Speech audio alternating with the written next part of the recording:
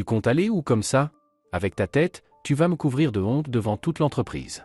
Les autres ont de belles femmes et moi j'ai la honte, déclara mon mari quand je lui proposai de l'accompagner à sa soirée d'entreprise au bureau.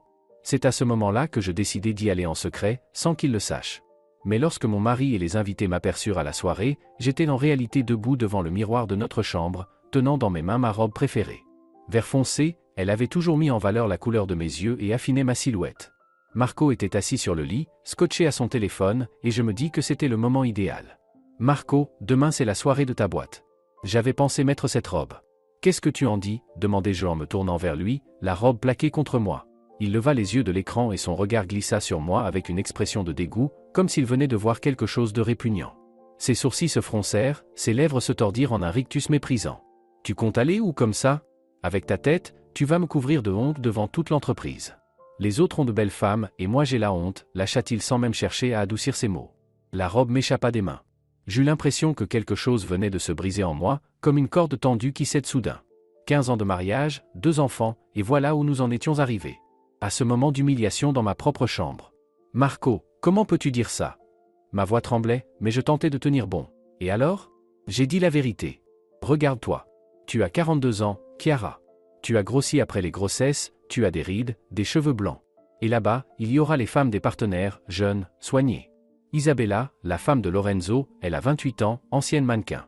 Valentina, la femme de Stefano du service commercial, coach sportive. Et toi? Une femme au foyer qui passe ses journées enfermée à la maison. Chaque mot frappait plus fort qu'une gifle. Je le regardais, cet homme que j'avais épousé à 27 ans, pleine d'amour et d'espoir. À l'époque, il me disait que j'étais la plus belle femme du monde. Que mes yeux noisettes le rendaient fou. Que mes cheveux châtains sentaient l'été. Je ne suis pas une simple femme au foyer, Marco. J'élève nos enfants. Je cuisine, je nettoie, je crée un foyer agréable. Et en plus, je travaille à distance, j'écris des articles pour des magazines, répliquai-je, sentant monter en moi une vague d'amertume et de colère. Allez, arrête. Appelez ça du travail? 2 ou 3 articles par mois pour des clopinettes. Ce n'est pas un vrai job, juste un passe-temps de ménagère. Bref, j'ai décidé. Je vais à la soirée seule. Je dirai que tu es malade. Ce sera mieux pour tout le monde. Il se leva du lit et partit vers la salle de bain, me laissant seul au milieu de la chambre avec la gorge nouée. Je ramassai la robe du sol, la rangeai soigneusement dans l'armoire et m'assis au bord du lit. Ces mots tournaient dans ma tête. Honte. Ridicule. Vieille. Laide. Je me levai et m'approchai du miroir. J'examinai attentivement mon reflet. Oui, je n'avais plus 25 ans. J'avais des petites rides autour des yeux, celles qui apparaissent quand on sourit. Quelques mèches blanches, que je colore d'habitude. Ma silhouette n'était plus aussi fine qu'avant les grossesses. Mais en quoi cela faisait-il de moi une moins bonne femme?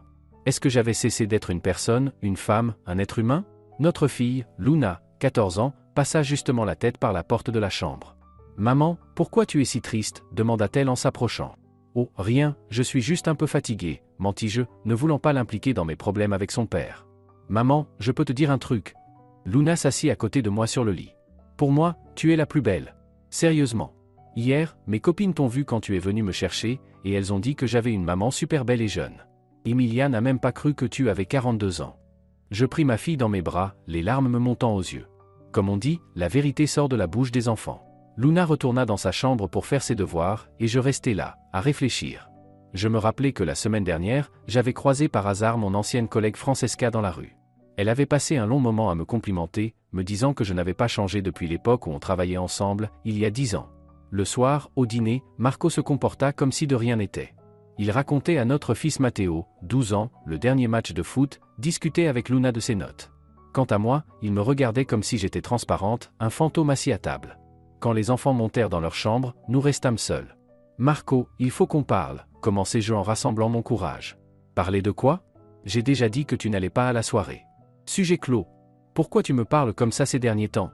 Qu'est-ce que je t'ai fait? » Il posa son téléphone et planta sur moi un regard las. « Chiara, tu ne comprends rien. Dans les affaires, l'image est essentielle. Comment tu apparais, comment apparaît la famille. Tout ça influence la réputation.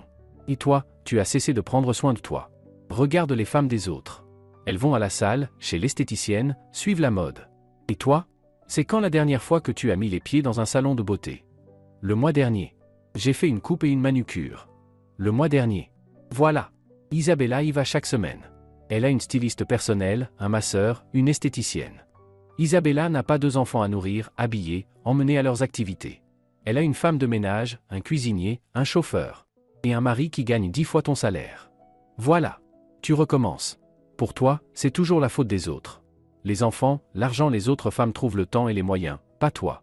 Discuter ne servait à rien. Marco avait déjà décidé que je n'étais pas digne d'apparaître dans son entourage professionnel. C'était humiliant à en pleurer, mais je refusais de verser une larme devant lui. Ma fierté m'en empêcha. Je partis dormir dans la chambre d'amis, prétextant un mal de tête. Allongé dans le noir, je repensais à ce que mon mari était devenu ces dernières années.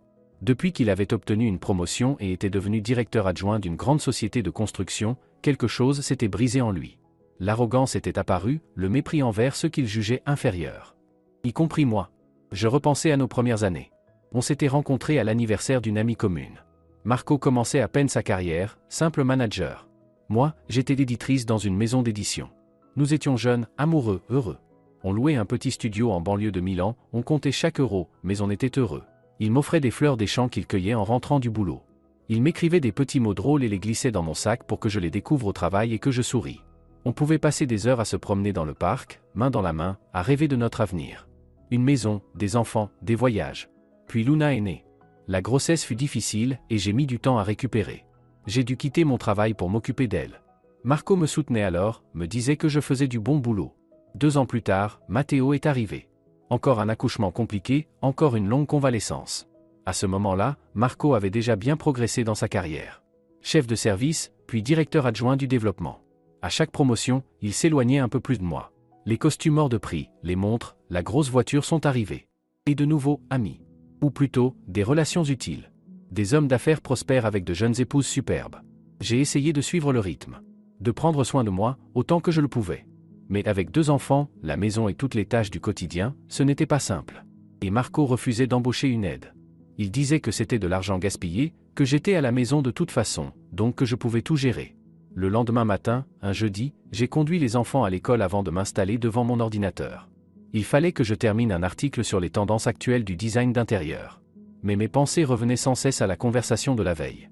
Et à cette soirée d'entreprise prévue pour vendredi soir. Et soudain, j'eus une révélation. Et si j'allais quand même à cette soirée d'entreprise? Mais pas en tant que femme de Marco Wolfer, simplement comme invitée. Incognito. Je verrai ses belles épouses, je verrai mon mari dans son élément. Et je lui prouverai que je ne suis pas une honte, mais une femme qui peut être aussi élégante que les autres. Un plan commença à se dessiner dans ma tête. Premièrement, il fallait que je me refasse une beauté. Radicalement. Deuxièmement, trouver un moyen d'entrer à cette soirée. Troisièmement, inventer une histoire pour qu'on ne me reconnaisse pas immédiatement. J'appelais ma meilleure amie, Sylvia. On est amis depuis la fac, et elle m'a toujours soutenu. Sylvia, j'ai besoin de ton aide. Urgemment, lancai-je dès qu'elle décrocha. Chiara? Qu'est-ce qui se passe? Tu as l'air tout agité. Tu peux me voir aujourd'hui? J'ai besoin de ton conseil et de ton aide pour une chose. Bien sûr, passe à mon bureau, on discutera à midi. Sylvia était directrice artistique dans une agence de pub. Toujours stylée, sûre d'elle, elle était tout le contraire de moi ces dernières années. Pourtant, jamais elle ne m'avait jugé ni donné de leçons. Elle était simplement là, quand il le fallait. Je la rejoignis à son travail. Des bureaux modernes avec baies vitrées, meubles design, une ambiance créative qui contrastait cruellement avec mon petit univers domestique. Chiara, tu as minci, remarqua Sylvia en m'embrassant. Et ce regard décidé, qu'est-ce que tu mijotes? Je lui racontai tout. Les mots de Marco, la soirée, mon idée. Sylvia m'écouta en silence, sans m'interrompre. Quand je terminai, elle se renversa sur sa chaise, tapotant son stylo contre la table d'un air pensif. Écoute, ma belle, je vais t'aider. Et pas seulement avec des conseils. J'ai une meilleure idée. Ma boîte bosse justement avec l'entreprise de ton mari. On gère leur campagne pub. Et je peux arranger pour que tu sois invitée comme représentante de notre agence. Mais comment? Ils vont bien finir par me reconnaître. Pas du tout. Crois-moi. On va chez moi, j'ai tout ce qu'il faut. On va te transformer en vraie bombe, ton propre mari ne te reconnaîtra pas. Et demain matin, on s'occupera de toi de façon professionnelle. Sylvia, je ne sais pas, c'est quand même mentir. Non, c'est une leçon. Ton mari doit comprendre ce qu'il perd. Et puis, pourquoi tu devrais rester à la maison quand tout le monde s'amuse? Tu as le droit d'être là où tu veux. On passa le reste de la journée chez elle. Elle sortit plusieurs robes de ses placards, persuadée qu'elle m'irait à merveille. On choisit un look, le maquillage, la coiffure. Sylvia appela même son coiffeur et me prit rendez-vous pour le lendemain matin. Dis, tu as des lentilles de contact, demanda-t-elle soudain. Non, pourquoi? On va changer la couleur de tes yeux. Tes noisettes sont superbes, mais on va tenter du gris ou du vert. Ça changera complètement ton visage. Le soir, je rentrai chez moi le moral au plus haut. Les enfants remarquèrent ma bonne humeur. Maman, t'es toute joyeuse ce soir, dit Matteo pendant le dîner. J'ai juste bien avancé sur mon article, répondis-je en souriant. Marco rentra tard, comme d'habitude ces derniers temps. Il mangea en silence et partit dans son bureau. Avant de se coucher, il passa dans la chambre. Chiara, demain c'est la soirée. Je pars direct du boulot, je rentrerai tard. Ne m'attends pas. D'accord, répondis-je calmement. Et n'appelle personne et ne pense même pas à venir. J'ai dit à tout le monde que tu étais malade. T'inquiète pas, je ne bougerai pas. Il hocha la tête, satisfait, et sortit. Moi, allongé dans le noir, je souriais. S'il savait seulement. Le vendredi matin démarra tôt. J'envoyai les enfants à l'école en les prévenant que je rentrerais tard, qu'ils devraient dîner seuls. Puis je partis au salon où Sylvia m'avait réservé une place. Le coiffeur, un jeune avec des cheveux teints couleur cendre, m'examina d'un œil critique. Alors cheveux châtains, bonne texture, mais coupe dépassée. On va faire un carré long moderne, ajouter des mèches, du volume. Ça vous va? J'acquiesçai. 3 heures plus tard, il me tourna vers le miroir. Je ne me reconnus pas tout de suite. Mes cheveux étaient plus clairs, brillants, avec de beaux reflets. La coupe rafraîchissait mon visage, me rajeunissait. Puis vint le maquillage. La maquilleuse, une amie de Sylvia, travailla sur moi pendant 1 heure. Le résultat était bluffant. Mes yeux paraissaient plus grands, mes pommettes plus nettes, mes lèvres plus pleines. Et maintenant, les lentilles, dit Sylvia en me tendant une boîte. Gris-vert, ça va donner un effet incroyable. Je n'en avais jamais porté, et au début ce fut étrange. Mais quand je me regardais dans le miroir, je restais bouche bée. C'était moi, et en même temps quelqu'un d'autre. La couleur des yeux changeait tout. La robe, maintenant, annonça Sylvia en sortant un étui. Une petite robe noire de créateur, cadeau reçu pour un projet. Trop grande pour elle, parfaite pour moi. La robe m'allait à la perfection. Ajustée mais élégante, longueur genou, un joli décolleté dans le dos. Avec des escarpins à talons hauts que je n'avais pas portés depuis au moins 5 ans, le look était à couper le souffle. Mon Dieu, Chiara, tu es sublime, s'exclama Sylvia. Ton mari est fou s'il ne voit pas la femme incroyable que tu es. Et s'il me reconnaît? Il ne te reconnaîtra pas. Tu es méconnaissable. Et puis, il ne s'attend pas à te voir là-bas. Psychologiquement, on ne remarque pas ce qu'on n'imagine pas. Mais reste loin de lui au début, mélange-toi aux invités, montre-toi. Après, on avisera. Sylvia me donna des cartes de visite de l'agence et inventa une histoire. Je serai Chiara Nicoletti, nouvelle account manager, arrivée de Venise il y a 1 semaine. Elle prévint même 2 de ses collègues qui seraient présents, Giulio et Roberta, pour qu'ils soutiennent mon rôle. Giulio est un as de l'impro, avec lui tu ne risques rien. À 18h, j'étais prête. Sylvia me conduisit au restaurant où se tenait la soirée. Un grand bâtiment au centre de Milan, intérieur luxueux, parking rempli de voitures hors de prix. Souviens-toi, tu es une femme d'affaires sûre d'elle. Tu n'as peur de rien et tu n'as rien à prouver à personne. Entre, profite. Et envoie-moi des nouvelles. Je pris une grande inspiration et sortis de la voiture. À l'entrée, le vigile vérifia la liste des invités. Le nom Nicoletti y figurait, Sylvia avait tout arrangé. L'hôtesse de vestiaire prit mon manteau et j'entrai dans la salle principale. La première chose qui frappa mes yeux fut le luxe. Des lustres en cristal, des fleurs fraîches partout, des serveurs en uniforme impeccable. La salle comptait déjà près de 150 invités. Je pris une coupe de champagne sur un plateau et balayai la pièce du regard. J'aperçus Marco presque aussitôt. Il se tenait dans un groupe d'hommes près de la scène, parlant avec animation, gesticulant. Il avait l'air sûr de lui, presque autoritaire. Son costume de marque lui allait parfaitement, un verre de whisky à la main. À côté de lui se trouvait son patron, Lorenzo, un homme d'une 50aine d'années, ainsi que quelques autres dirigeants. Je détournai les yeux et me dirigeai vers l'autre côté de la salle. Il fallait que je trouve Giulio et Roberta de l'agence de pub. Chiara, entendis-je derrière moi une voix masculine. En me retournant, je découvris un grand brun d'une 30aine d'années, au sourire franc et au regard bienveillant. Giulio Petrarca, je travaille avec Sylvia. Elle m'a prévenu de votre venue. Ravi de vous rencontrer. Enchanté. Merci d'avoir accepté de m'aider. Ne me remerciez pas. Sylvia m'a raconté votre histoire. Je suis admiratif de votre courage. Et permettez-moi de dire que vous êtes absolument magnifique. Je rougis à ce compliment. Cela faisait si longtemps que je n'avais pas entendu de tels mots d'un homme. Venez, je vais vous présenter à quelques personnes. Il faut donner l'impression que vous êtes bien de notre agence. L'heure suivante se passa entre présentation et conversation mondaine. Giulio était un compagnon idéal, il savait parler de tout, relancer la discussion avec subtilité quand je me perdais. Nous abordâmes des campagnes publicitaires, des stratégies marketing, les dernières tendances du digital. Peu à peu, je me détendis, je pris confiance. Plusieurs hommes montrèrent clairement de l'intérêt pour moi, m'invitant à danser quand la musique démarra, m'offrant du champagne. Je déclinai poliment les danses, prétextant la fatigue d'un récent voyage depuis Venise, mais je continuai à discuter avec le sourire. Puis je sentis le regard de Marco posé sur moi. Debout au bar, il me détaillait ouvertement. Dans ses yeux brillait un mélange d'intérêt et d'admiration. Il ne m'avait pas reconnu. Mon propre mari me regardait comme une inconnue séduisante. Mon cœur s'accéléra. Je détournai la tête, feignant de ne pas remarquer. Mais quelques minutes plus tard, je sentis une présence derrière moi. « Bonsoir. Permettez-moi de me présenter, Marco Wolfer, directeur adjoint au développement. » Je me retournai lentement. Il était tout près, souriant de ce même sourire qui m'avait jadis fait craquer. Il tendait la main pour se présenter. « Chiara Nicoletti, agence de publicité Art Design », répondis-je, tâchant de garder une voix posée. « Enchanté. Je ne vous ai jamais vu à nos événements. Je viens d'arriver de Venise, je commence seulement à collaborer avec votre société. » Venise ? Une ville magnifique. J'y vais souvent pour affaires. Qu'est-ce qui vous a poussé à venir à Milan ? Les opportunités de carrière. On m'a proposé un projet intéressant, je ne pouvais pas refuser. Je comprends. Et vous logez où ? Vous avez déjà trouvé un appartement ? Les questions s'enchaînaient. Marco était visiblement captivé. Il me regardait comme il ne m'avait plus regardé depuis des années, avec admiration, avec ce désir de séduire. Pour l'instant, je loue un appartement en centre-ville, je cherche encore le bon quartier. Je pourrais vous recommander un excellent agent immobilier. Et si vous avez besoin d'aide pour vous installer à Milan, n'hésitez pas. Je serais ravi d'aider une belle femme. Une belle femme. Ces mots que je n'avais pas entendus de lui depuis si longtemps. Mais cette fois, il n'était pas destiné à moi, son épouse, mais à une inconnue. Merci, c'est très aimable de votre part. Vous êtes venu seul ?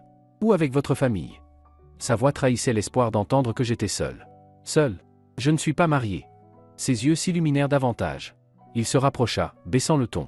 Dans ce cas, peut-être accepteriez-vous de dîner avec moi un soir ? Je pourrais vous faire découvrir de bons restaurants, vous parler de la ville. J'eus envie d'éclater de rire. Mon mari, celui qui m'avait traité de honte, m'invitait maintenant à un rendez-vous. Mais je me contins. C'est très gentil, mais je préfère éviter de mélanger travail et vie privée. C'est sage. Mais l'invitation tient toujours. Voici ma carte, dit-il en sortant une carte de visite. C'est mon numéro personnel. Appelez si vous changez d'avis. Ou simplement si vous avez besoin d'aide. À ce moment, Lorenzo s'approcha avec sa femme. Isabella. L'ex-mannequin, à cause de qui j'étais jugé indigne d'être ici. Marco, présente-nous ta charmante interlocutrice, dit Lorenzo. Chiara Nicoletti, notre nouvelle partenaire de l'agence Art Design. Chiara, voici Lorenzo, notre directeur général, et son épouse Isabella. Je posai mon regard sur Isabella. Oui, belle. Grande, mince, blonde, aux traits parfaits. Mais dans ses yeux, je lus le vide, l'ennui. Et autre chose. Quand elle regardait son mari, il n'y avait ni amour, ni tendresse. Juste un calcul froid. Enchanté, dis-je en serrant leurs mains. Chiara vient tout juste de s'installer à Milan depuis Venise, précisa Marco, et je vis son regard posé sur moi. Un regard de fierté, comme s'il se vantait de ma présence. Oh, Venise. J'adore cette ville, s'exclama Isabella. Nous y sommes allés l'été dernier. Nous avons séjourné au Gritti Palace, assisté à un opéra à la Fenice. Et vous, vous y êtes déjà allé ? Bien sûr. J'avais un abonnement pour toute la saison. C'était vrai. À 27 ans, quand je faisais mon stage dans une maison d'édition vénitienne, j'avais vraiment pris un abonnement. 15 ans plus tôt. Mais Isabella n'avait pas besoin de le savoir. Comme c'est intéressant. Nous devons absolument discuter davantage. Je rencontre rarement des gens avec un tel goût. Isabella me prit par le bras. Venez, je vais vous présenter à d'autres dames. Marco, on vous l'emprunte un instant. Elle m'entraîna vers un groupe de femmes près des baies vitrées. Les épouses d'autres dirigeants. Toutes impeccables, élégantes, raffinées. Mais plus je leur parlais, plus je comprenais qu'au fond, elles étaient profondément malheureuses. Valentina, la fameuse coach sportive, épouse de Stefano du service commercial, avoua après sa 3e coupe de champagne que son mari la trompait avec sa secrétaire. Anna, la femme du directeur financier, expliqua qu'elle vivait avec son mari comme avec un colocataire, chacun ayant sa propre vie. Isabella, entre deux phrases, mentionna que Lorenzo entretenait une maîtresse à qui il avait offert un appartement dans une résidence de luxe. « Et vous, vous avez quelqu'un à Venise ?» demanda Valentina. « J'avais. Mais nous nous sommes séparés. C'est justement pour ça que j'ai décidé de déménager. J'avais besoin de repartir à zéro. Vous avez bien fait, acquiesça Anna. Les hommes ne valent pas nos souffrances. Quand je vous regarde, Chiara, vous êtes belle, intelligente, indépendante. Pourquoi auriez-vous besoin d'un homme ? Pour fonder une famille, avoir des enfants, répondis-je prudemment. Des enfants ? Vous plaisantez, s'exclama Isabella. C'est la fin de la carrière, la fin du corps, la fin de la vie privée. J'ai dit à Lorenzo dès le début, pas d'enfant. S'il veut un héritier, qu'il trouve une mère porteuse. J'étais choqué par une telle franchise. Ces femmes que mon mari me citait en exemple étaient en réalité profondément malheureuses, prisonnières de cages dorées. Mais Marco Wolfer est libre, lança soudain Valentina en désignant mon mari du menton. Il est marié, oui, mais c'est juste une formalité. Il a honte de sa femme, il ne l'emmène jamais nulle part. Il dit qu'elle est devenue une poule pondeuse, qu'elle a grossi après les grossesses, qu'elle ne s'intéresse qu'aux séries télé et à la cuisine. Je sentis le sang me monter au visage. Voilà donc ce qu'il racontait à mon sujet. Et ça fait longtemps qu'ils sont mariés, demandai-je d'un ton que je voulais détacher. 15 ans, à peu près. 2 enfants. Mais ça fait longtemps qu'il veut divorcer, il reste seulement à cause des gosses. D'ailleurs, j'ai entendu dire qu'il avait une maîtresse. Une petite jeune de la compta, ajouta Anna. Une maîtresse? Marco? Ce fut comme un coup de poing dans l'estomac. J'essayais de garder un visage impassible, mais à l'intérieur, tout brûlait. Allons, arrêtez de bavarder, intervint Isabella. Chiara, ne les écoutez pas. Marco est un homme correct. Et si jamais il a quelqu'un, c'est par désespoir. Sa femme ne prend plus aucun soin d'elle. Je l'ai vue une fois, quand elle venait chercher ses enfants à l'école. Un désastre. Dans un vieux jean distendu, une veste passée de mode, pas maquillée. Et c'est censé être la femme d'un cadre dirigeant. Je me souvenais parfaitement de ce jour-là. Matteo était tombé malade, avec de la fièvre en plein cours. J'avais accouru à l'école dans la première tenue venue, sans penser une seconde que quelqu'un me jugerait. Peut-être qu'elle avait ses raisons d'être comme ça ce jour-là, dis-je doucement. Quelle raison? La paresse et le laisser-aller. Son mari gagne très bien sa vie, elle pourrait au moins s'occuper d'elle. Mais non, elle passe ses journées à la maison à ne rien faire de concret. Je serrai ma coupe si fort que mes phalanges blanchirent. Ces femmes qui ne me connaissaient pas avaient déjà rendu leur verdict, sur la base des paroles de mon mari et d'un seul épisode malheureux. Vous savez, je pense qu'il ne faut pas juger une personne sans connaître toute son histoire, déclarai-je fermement. Oh, vous êtes trop gentille, sourit Isabella. Mais dans notre milieu, il n'y a pas de place pour la pitié. Soit tu es à la hauteur, soit tu cèdes ta place. À ce moment-là, on annonça le début de la partie officielle. Tout le monde prit place autour des tables. Je cherchai mon nom et découvris que j'étais assise à la même table que Marco. Il y était déjà et, en m'apercevant, son visage s'illumina. « Quel agréable hasard », dit-il en me tirant une chaise. « Oui, très agréable », répondis-je en m'installant. À notre table se trouvaient aussi Julio et Roberta de l'agence, le chef du marketing avec sa femme et quelques autres personnes. Les discours commencèrent, suivis des félicitations et des toasts. Marco ne cessait de chercher à engager la conversation avec moi, se penchait pour commenter un mot, me servait du vin, m'entourait d'attention comme si j'étais une reine. « Et votre épouse, elle n'a pas pu venir ?» demandai-je soudain entre 2 toasts. Il se crispa, puis fit un geste vague de la main. « Elle n'aime pas ce genre de soirée. Elle préfère rester à la maison. Ou peut-être que vous ne l'avez pas invitée. Pourquoi faire? Elle s'ennuierait ici. Elle ne comprend rien aux affaires, elle ne sait pas tenir une conversation mondaine. » Et puis, il baissa la voix, « Ça fait longtemps que nous vivons comme des étrangers. Seuls les enfants nous retiennent encore ensemble. Mais vous n'êtes pas divorcés. Pas encore. Les enfants sont petits, je ne veux pas les perturber. Mais dès qu'ils seront grands, je divorcerai. J'ai besoin d'une femme à mon niveau. Belle, intelligente, qui comprenne mon monde. Une femme comme il plongea son regard dans le mien, comme vous, Chiara. Je faillis m'étouffer avec mon vin. Mon mari, assis à côté de moi, affirmait que je n'étais pas à sa hauteur. Et dans la même phrase, il me déclarait son attirance, sans savoir que j'étais celle-là même qu'il rejetait. Vous ne me connaissez pas du tout, observai-je. Mais j'aimerais vous connaître. Vous dégagez quelque chose d'exceptionnel. Vous paraissez brillante, confiante. Et en même temps, tellement féminine, élégante. Votre futur mari aura une chance inouïe. Futur mari.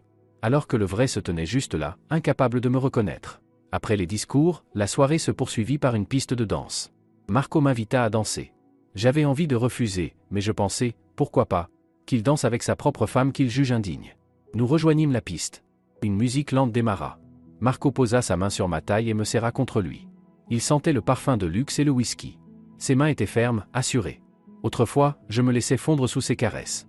Vous dansez merveilleusement bien, me souffla-t-il à l'oreille. Merci. Vous aussi. Vous savez, je n'ai pas rencontré depuis longtemps une femme comme vous. Vous êtes différente. Je levai les yeux vers lui. Dans la pénombre, sous les lumières tamisées, il ressemblait presque au jeune homme dont j'étais tombé amoureuse autrefois. Mais ce n'était qu'une illusion. Toutes les femmes sont uniques. Il suffit de savoir le voir.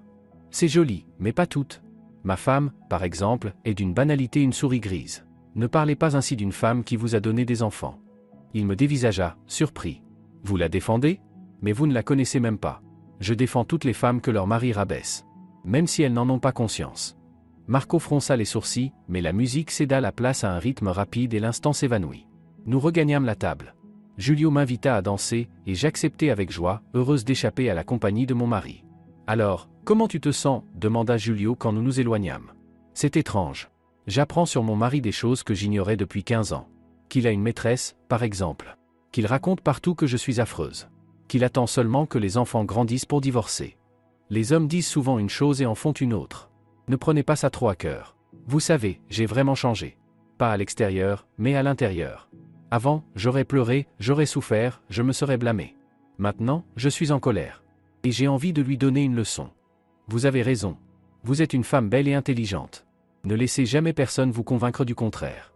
Nous dansions, et du coin de l'œil je voyais Marco nous observer. Son regard trahissait de la jalousie. Il me jalousait, moi, sa propre femme, avec un autre homme, sans savoir que c'était moi. La soirée suivit son cours. Je fis beaucoup de rencontres, je nouai des contacts utiles. Plusieurs hommes me firent ouvertement la cour, m'invitèrent à prendre un café, au théâtre, à dîner.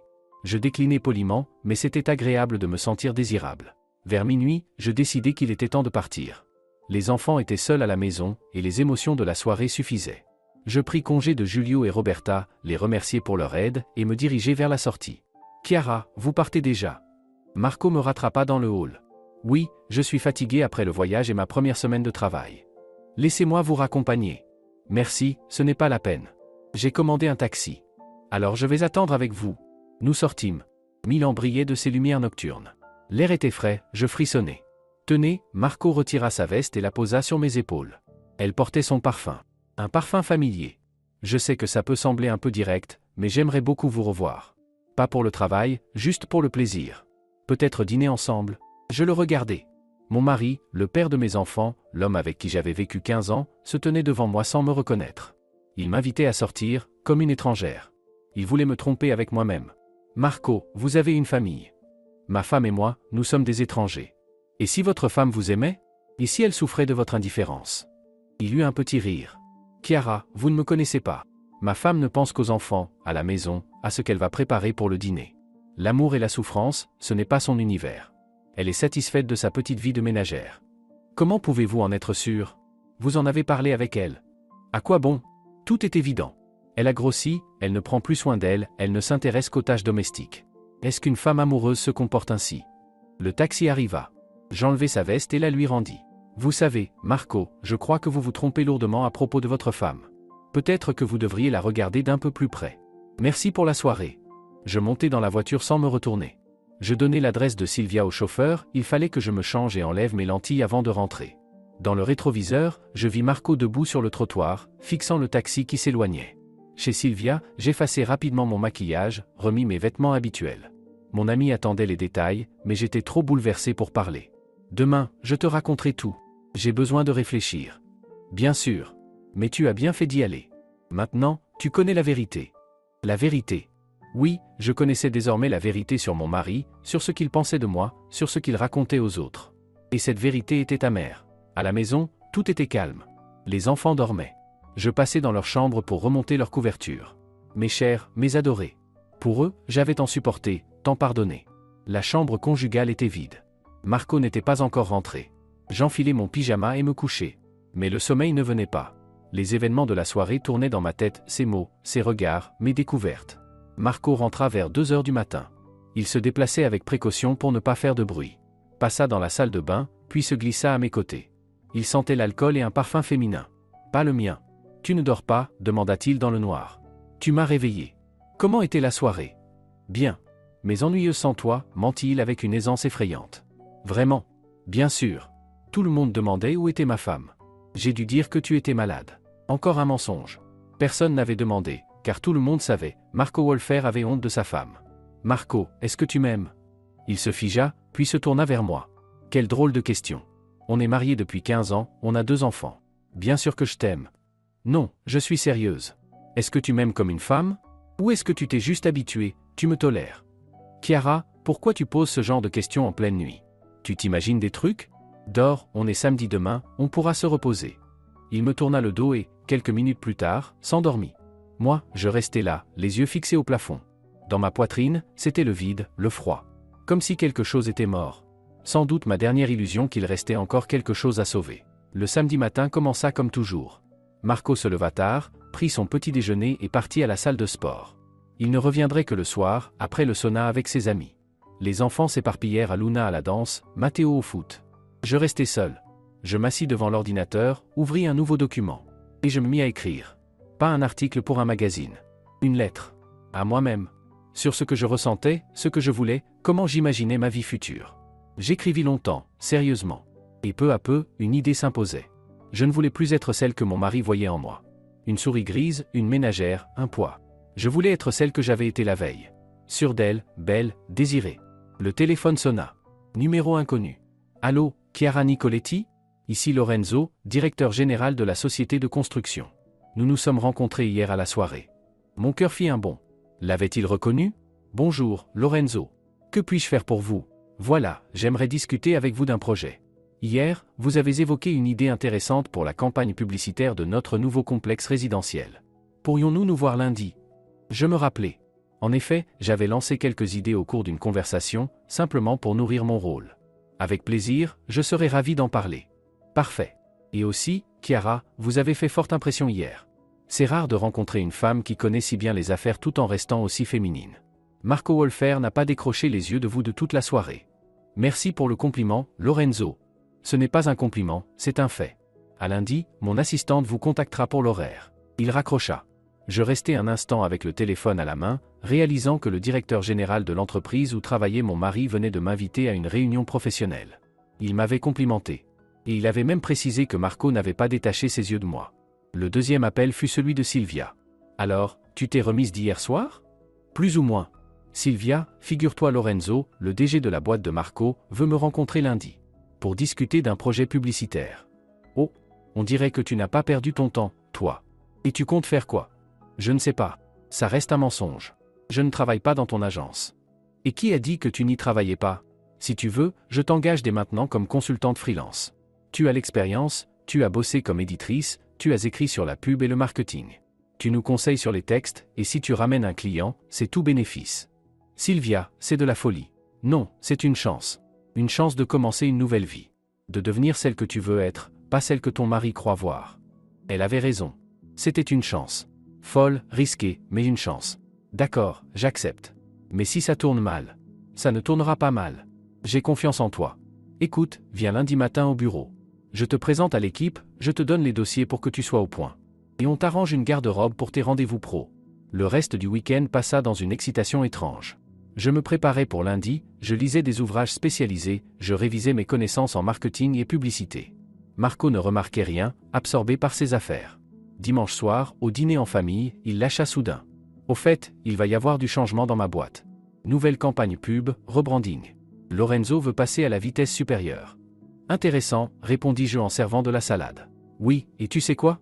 Hier, à la soirée, il y avait une femme de l'agence de pub. Impressionnante.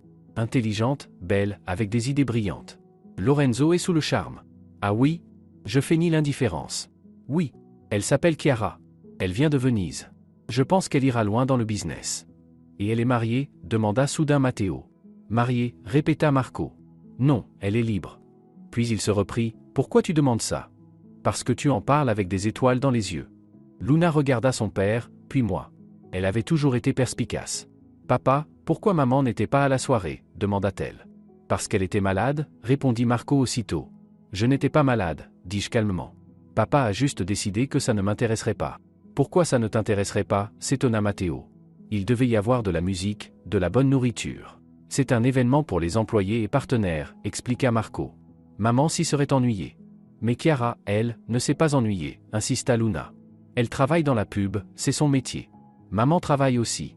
Elle écrit des articles. Ce n'est pas pareil, trancha Marco. Les enfants échangèrent un regard, puis se turent. La fin du repas se déroula dans un silence tendu. Cette nuit-là, je ne pus pas dormir. Demain commençait un nouveau chapitre de ma vie. Un chapitre où je ne serai plus l'épouse de Marco Wolfer, mais Chiara Nicoletti, consultante en publicité. Peur? Terriblement. Mais aussi une excitation brûlante. Lundi matin. Marco partit tôt, comme toujours. Les enfants à l'école. Je me préparai et filai chez Sylvia. Elle m'accueillit avec enthousiasme, me présenta à ses collègues comme leur nouvelle consultante éditoriale. Personne ne sembla surpris, elle avait déjà mis tout le monde au courant. Voici ton bureau provisoire, me montra-t-elle un petit espace avec un ordinateur et des dossiers. Tu as tout ce qu'il faut. L'art directeur viendra te montrer les projets faits pour la société de construction. Prépare-toi pour la rencontre avec Lorenzo. Pendant 2 heures, je plongeai dans les documents, pris des notes, élaborai des propositions. Des idées fusaient, de plus en plus claires, de plus en plus inspirées. Je me sentais revivre après un long sommeil. À 13 heures, le secrétaire de Lorenzo m'appela, une voiture viendrait me chercher dans une demi-heure. Le rendez-vous aurait lieu dans un restaurant, pas au bureau. Un resto, c'est bon signe, commenta Sylvia. Ça veut dire qu'il est sérieux. mais la robe noire Armani, elle est pro mais élégante. Et les escarpins à talons moyens, pour être à l'aise. Je me changeai, refis mon maquillage. Dans le miroir se reflétait une femme d'affaires assurée. Plus une ménagère, plus une ombre. La nouvelle Chiara. La voiture arriva pile à l'heure. Une Mercedes noire avec chauffeur. Au restaurant, Lorenzo m'attendait déjà dans un salon privé. Chiara, ravi de vous voir. Installez-vous. Nous commandâmes un déjeuner léger et attaquâmes le sujet. Je lui exposai mes idées pour la campagne du nouveau complexe résidentiel. Un concept, une maison où vit le bonheur, centrée sur la famille, le confort, la sécurité. Lorenzo écoutait attentivement, posant quelques questions. « Excellent, dit-il quand j'eus terminé. Vous avez saisi l'essence même de ce que nous voulons transmettre. Vous savez, j'en ai parlé à ma femme hier. Isabella est aussi sous votre charme. Elle dit qu'il est rare de rencontrer une femme avec autant de goût et d'intelligence. Merci, c'est très flatteur. Je veux vous proposer un contrat. Pas juste un projet ponctuel. Une collaboration permanente. Vous superviserez toute la stratégie publicitaire de notre société. On discutera des conditions, mais je peux déjà vous dire qu'elles seront très avantageuses. Je ne m'attendais pas à ça. Une collaboration permanente ? Cela signifiait apparaître régulièrement dans la société de mon mari, travailler avec ses collègues, le croiser. C'est une proposition très généreuse, Lorenzo. Je dois en discuter avec la direction de l'agence. Bien sûr, je comprends. Mais je veux que vous sachiez que je vois en vous un énorme potentiel. Et d'ailleurs, Marco Wolfer supervisera ce projet de notre côté. Vous serez amené à collaborer étroitement. J'espère que cela ne vous dérange pas. Travailler avec mon propre mari, qui ne me reconnaissait pas. Cela dépassait toutes les limites de l'absurde. Non, aucun problème. Marco Wolfer m'a semblé être un professionnel compétent. Il est plus que compétent. C'est l'un de nos meilleurs éléments. Même si, dans sa vie privée, ce n'est pas très brillant. Sa femme n'est pas vraiment à son niveau. Mais c'est son affaire. L'essentiel, c'est que ça n'affecte pas son travail. Encore ça. Encore une fois, j'entendais parler de moi à la troisième personne, et toujours en mal. Lorenzo, vous connaissez sa femme. Je l'ai aperçue 2 ou 3 fois. Une femme banale, rien de particulier. Marco dit qu'elle est femme au foyer, qu'elle s'occupe des enfants. Après tout, c'est une vocation comme une autre. Une vocation. Ma maternité et mes années de soins consacrées à ma famille réduit à un métier de ménagère. Après le déjeuner, le chauffeur me ramena à l'agence. Sylvia m'attendait avec impatience. Alors ? Il m'a proposé un contrat permanent. Et il a dit que ce serait Marco qui superviserait le projet de leur côté. Incroyable. Tu vas travailler avec ton propre mari. C'est insensé, je le sais. Mais tu sais quoi ? J'accepte. Je veux voir combien de temps je pourrai le berner. Et lui prouver de quoi cette soi-disant souris grise est capable. C'est risqué. Et s'il découvre la vérité ? Il ne découvrira rien. Il ne voit que ce qu'il veut voir. Pour lui, je suis une femme à la maison, et ici une autre personne. Dans sa tête, il est incapable d'imaginer que ce soit la même femme. Le soir, à la maison, je jouais mon rôle habituel. Je préparais le dîner, je vérifiais les devoirs de Matteo, je parlais des copines de Luna. Marco rentra surexcité. Figure-toi, Lorenzo a rencontré aujourd'hui cette Chiara de l'agence. Il lui a proposé un contrat permanent. Et je vais superviser le projet. Super, dis-je en remuant la sauce sur la cuisinière. Tu ne comprends pas l'enjeu. Si ça marche, j'ai toutes mes chances pour une promotion. Peut-être même le poste de directeur du développement. Et c'est quoi, ce projet ? Une campagne de pub pour un nouveau complexe résidentiel. Chiara a proposé une idée géniale. Une maison où vit le bonheur, les valeurs familiales, tout ça. Je souris. Mon mari qualifiait de génial mon idée à moi, sans le savoir. Les valeurs familiales ? Tu y crois vraiment ? Il me regarda, surpris. Bien sûr que j'y crois. Pourquoi cette question bizarre ? C'est juste que, ces derniers temps, tu passes plus de temps au travail qu'à la maison. Alors je me demandais si la famille comptait encore pour toi. Chiara, je travaille pour la famille. Pour que vous ne manquiez de rien. Pour que les enfants aient de bonnes écoles, pour qu'on puisse voyager. On n'a pas voyagé depuis 3 ans. Parce que j'ai trop de travail. Mais bientôt, ça changera, tu verras. Il s'approcha, m'embrassa sur la joue et partit dans son bureau. Et moi, je restais là, devant la casserole, à penser, qu'est-ce qu'il dira quand il saura la vérité ? Quand il découvrira que la Chiara qui l'obsède est sa propre femme, celle qu'il traite de souris grise. Mais ça, ce serait pour plus tard. Pour l'instant, j'avais un rôle à jouer. Et je comptais le jouer jusqu'au bout. Le lendemain, eut lieu la première réunion de travail sur le projet. Elle se tenait au siège de la société, dans une grande salle de conférence. Une quinzaine de personnes présentes, marketeurs, designers, commerciaux. Et Marco, bien sûr. J'arrivais en tailleur strict, les cheveux relevés en chignon élégant, maquillage discret. Une professionnelle accomplie. Marco m'accueillit à l'entrée. Chiara, ravi de vous voir. Vous êtes superbe. Merci, Marco. Prêt à travailler. Plus que prêt. J'ai rassemblé toutes les infos nécessaires sur le projet.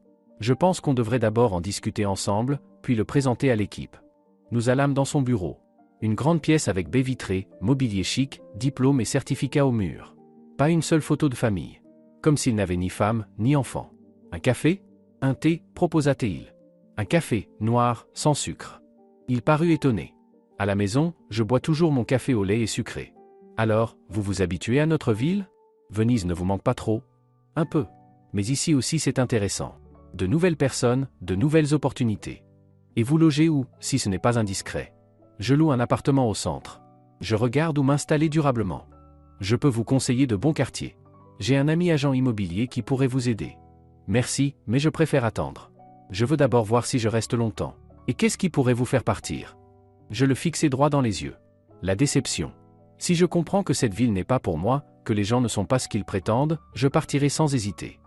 Il se crispa, comme s'il percevait le sous-entendu. J'espère que nous ne vous donnerons aucune raison de partir. Nous passâmes ensuite au projet. Je présentai un plan détaillé, le budget, le calendrier. Marco écoutait attentivement, prenait des notes, posait des questions. Dans son rôle, il était différent, concentré, intelligent, professionnel. Celui dont j'étais tombé amoureuse autrefois. Lors de la réunion générale, ma présentation fit sensation. Tout le monde fut conquis par la vision, les idées, l'approche. Lorenzo, présent lui aussi, répéta plusieurs fois qu'il avait eu raison de me recruter. Après la réunion, Marco proposa d'aller déjeuner. Pour fêter le début de notre collaboration. J'acceptai. Je voulais voir jusqu'où il irait. Au restaurant, il fut d'une galanterie irréprochable. Il tirait ma chaise, m'aidait avec la carte, racontait des anecdotes de bureau. Et sans cesse des compliments, que j'étais brillante, belle, talentueuse. Marco, puis-je vous poser une question personnelle, demandai-je au dessert. Bien sûr. Êtes-vous heureux en mariage? Il faillit s'étrangler avec son café. Pourquoi me demandez-vous ça? À la soirée, vous avez dit que vous viviez avec votre femme comme avec une étrangère. Ça doit être lourd, non? Il resta silencieux un instant, puis soupira. Vous savez, Chiara, les mariages sont tous différents. Nous, on s'est mariés jeunes, par amour. Mais les gens changent. Moi, j'ai grandi, j'ai évolué professionnellement, et elle est restée au même niveau. Aujourd'hui, on n'a plus rien à se dire, à part sur les enfants et la maison. Et vous n'avez jamais essayé de changer ça? De lui parler, de lui proposer d'évoluer avec vous. À quoi bon? Elle est satisfaite comme ça. La maison, les enfants, ses séries le soir. Elle ne veut rien changer. Et comment pouvez-vous en être sûr si vous n'en avez jamais parlé avec elle? Ça fait 15 ans qu'on est ensemble. Croyez-moi, je sais ce qu'elle veut et ce qu'elle ne veut pas. Je bus une gorgée d'eau pour cacher mon émotion. 15 ans qu'il me connaissait, et il ne savait rien de moi. Et vous avez une maîtresse, demandai-je de but en blanc. Il rougit. Pourquoi cette question? À la soirée, on disait que vous aviez une aventure avec quelqu'un de la compta. Des ragots. Les gens adorent ça, dans l'entreprise. Mais à sa réaction, je compris que c'était vrai. Mon mari avait bien une maîtresse. Une petite blonde de la comptabilité. Vous savez, Marco, je pense que quand on est malheureux en mariage, il faut soit essayer de le sauver, soit divorcer honnêtement. Mais pas mener une double vie. C'est facile à dire quand on n'a pas d'enfants. Pour eux, parfois, il faut supporter. Les enfants sentent quand leurs parents sont malheureux. Et ça ne les rend pas plus heureux, croyez-moi. Il me dévisagea, pensif. Vous êtes une femme sage, Chiara. Dommage que ma femme ne le soit pas. Je me retins de lui lancer mon dessert à la figure. Les semaines suivantes passèrent à toute allure. Le projet avançait, la campagne publicitaire prenait forme. Je passais presque tous mes jours au siège de la société, en réunion avec les designers, les rédacteurs, les marketeurs. Et toujours avec Marco. Il se passionnait de plus en plus pour moi. Il m'invitait à déjeuner, dîner, au théâtre. Je refusais souvent, prétextant le travail, mais j'acceptais parfois un déjeuner d'affaires. Je voulais l'étudier, comprendre comment il en était arrivé là. À la maison, nos rapports devenaient glaciaux. Il rentrait tard, repartait tôt. Ne parlait presque plus qu'aux enfants. Puis il finit par s'installer dans son bureau pour dormir, prétextant que je ronflais et l'empêchais de se reposer. Je ne ronfle pas. Mais je n'ai rien dit. C'était plus simple ainsi. Un soir, alors que les enfants étaient chez leur grand-mère, je restais seul à la maison. Marco tardait, comme d'habitude. Je lisais dans le salon quand j'entendis la porte s'ouvrir. Mais au lieu du habituel, je suis rentré, ce fut un rire. Un rire féminin. Je me levai et regardai dans l'entrée. Marco était là avec une jeune blonde d'une vingtaine d'années. Tous deux un peu éméchés. « Oh, ta femme est là, » dit la fille en m'apercevant. « Voici ma femme, Chiara, » présenta Marco. « Et voici Elena, une nouvelle collègue de la compta. Sa voiture est en panne, je l'ai raccompagnée. » Elena. Voilà donc son nom. La maîtresse de mon mari. « Bonsoir, dis-je calmement. Bonsoir. Excusez-nous de débarquer. » Marco a proposé de me déposer, mais comme j'habite à l'opposé, il a voulu passer chez lui chercher des documents. Des documents. À 10 heures du soir. Ce n'est rien. Vous voulez une tasse de thé? Non, merci. Je vais y aller. Je prendrai un taxi. Je m'en occupe, dit Marco en sortant son téléphone.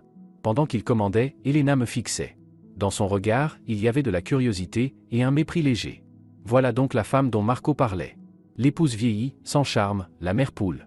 Quand elle partit, Marco alla directement à la cuisine. Y a quelque chose à manger. Des boulettes au frigo. Tu peux les réchauffer. Tu ne pouvais pas les réchauffer toi-même? J'aurais pu.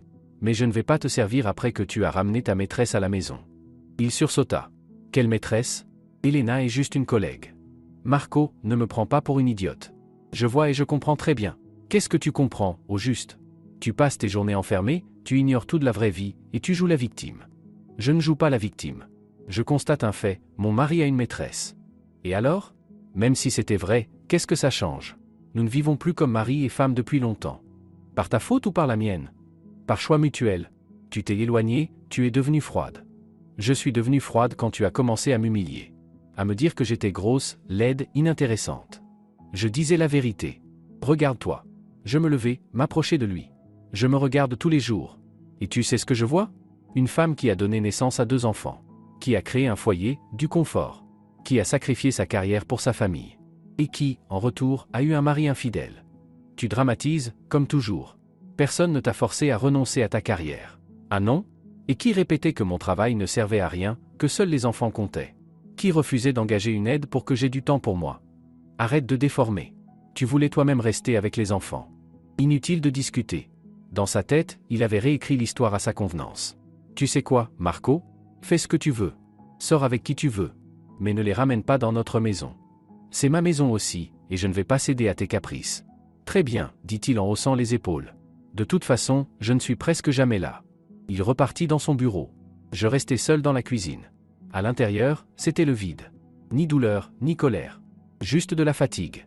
Le lendemain, au travail, oui, je pensais déjà à l'agence comme à mon vrai travail. Sylvia remarqua mon état. Qu'est-ce qui se passe? Je lui racontai ma soirée de la veille. Quel salaud! Amener sa maîtresse chez lui. Chiara, tu ne peux plus supporter ça. Divorce. Pas maintenant. Les enfants. Ce serait trop dur pour eux. Et pour toi, ce n'est pas dur. Pour moi si. Mais je m'y suis habitué. Et puis, maintenant j'ai du travail. Ça me change les idées. En parlant de travail, Lorenzo est enchanté des résultats intermédiaires. Il dit que tu es un génie du marketing. Il veut te proposer le poste de directrice marketing dans leur société. Quoi? Mais je travaille déjà à l'agence. Officiellement, oui. Mais en réalité tu es freelance. Tu peux travailler où tu veux. Et réfléchis, directrice marketing d'un grand groupe immobilier.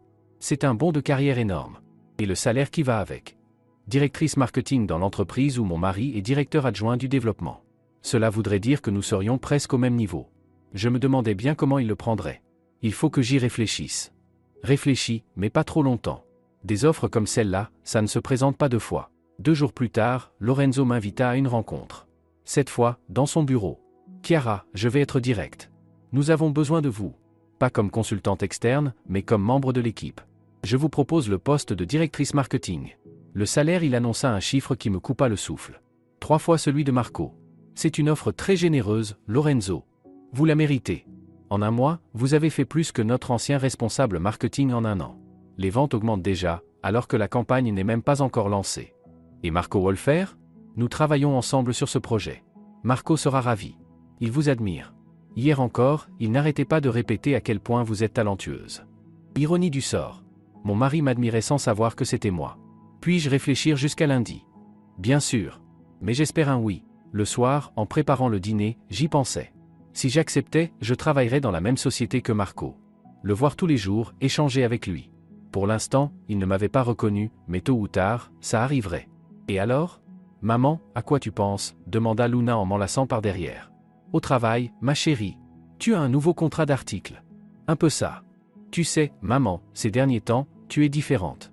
Plus sûre de toi, je crois. Et plus belle. Enfin, tu as toujours été belle, mais là tu rayonnes. Merci, mon ange. C'est sûrement le printemps.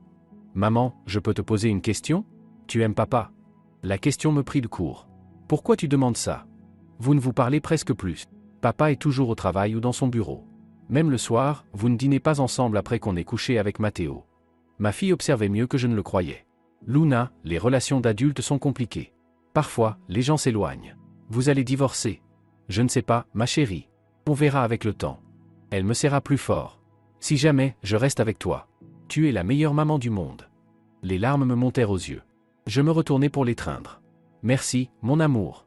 Tu es aussi la meilleure. Le week-end, Marco partit pêcher avec ses amis. Moi, je décidai de me faire une journée beauté. Salon, shopping, ciné avec les enfants. Luna m'aida à choisir des vêtements, elle a beaucoup de goût. Maman, prends cette robe. Elle te va super bien. La robe était splendide. Rouge foncé, élégante, mettant ma silhouette en valeur. C'est trop jeune pour moi. Mais non, maman. Tu n'as pas 70 ans. Tu es une belle femme en pleine force de l'âge. Je l'achetai. Et d'autres vêtements encore. Une nouvelle garde-robe pour une nouvelle vie. Lundi matin, j'appelai Lorenzo. J'accepte. Parfait. Quand pouvez-vous commencer? Dès demain. Alors demain. Je convoquerai une réunion et je vous présenterai officiellement. Et Chiara, bienvenue dans l'équipe. Le soir, au dîner, j'annonçai la nouvelle. J'ai une nouvelle. J'ai reçu une proposition de travail. Marco leva les yeux de son assiette. Un travail? Quel travail? Directrice marketing dans une grande société immobilière. Il éclata de rire. Chiara, tu plaisantes? Directrice marketing? Mais tu es une femme au foyer. Je suis éditrice avec 15 ans d'expérience. Et ce dernier mois, j'ai dirigé avec succès un gros projet publicitaire. Quel projet? Où ça? À l'agence Art Design. J'y étais consultante. Toi? Chez Art Design? Ne me fais pas rire. Je connais tout leur personnel. Pas tout le monde, visiblement. Maman, c'est génial, s'écria Matteo. Tu vas être une big boss. Merci, mon fils. Et dans quelle société, ce poste magique? Demanda Marco avec ironie. Je fis une pause, savourant l'instant. Dans la tienne. Enfin, dans l'entreprise où tu travailles. La fourchette tomba de ses mains. Quoi? C'est une blague? Aucune blague. Lorenzo m'a personnellement proposé ce poste. Demain, c'est mon premier jour. Mais c'est impossible. Je serai au courant s'il cherchait un directeur marketing. Et puis, Lorenzo ne te connaît même pas. Évidemment que si. Sinon, il ne m'aurait pas proposé le poste. Marco bondit de sa chaise. C'est un malentendu. J'éclaircirai ça demain. Éclaire, je t'en prie, répondis-je calmement. Moi, je vais préparer ma tenue pour demain. Il faut faire bonne impression le premier jour. Cette nuit-là, Marco ne dormit pas. J'entendais ses pas dans le bureau, ses appels passer à droite et à gauche. Il cherchait sûrement à comprendre ce qui se passait. Mais un dimanche soir, personne ne répondait.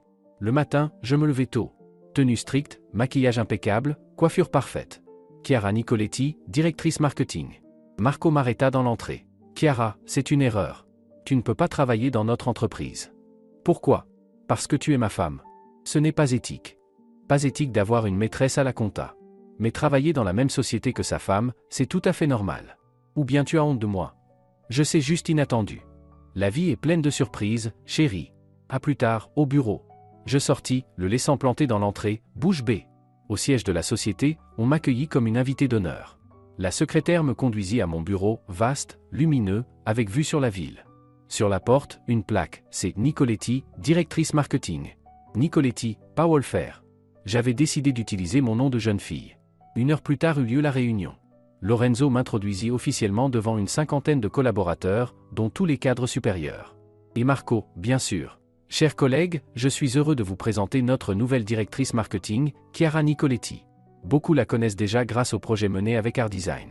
Elle a obtenu des résultats brillants, et je suis sûr qu'avec elle notre département atteindra un niveau supérieur. Applaudissements. Je me levai, remercié pour la confiance, présentai brièvement mes objectifs. Du coin de l'œil, je voyais le visage de Marco. Figé. Il me regardait comme un fantôme. Après la réunion, il vint vers moi. Il faut qu'on parle. Bien sûr.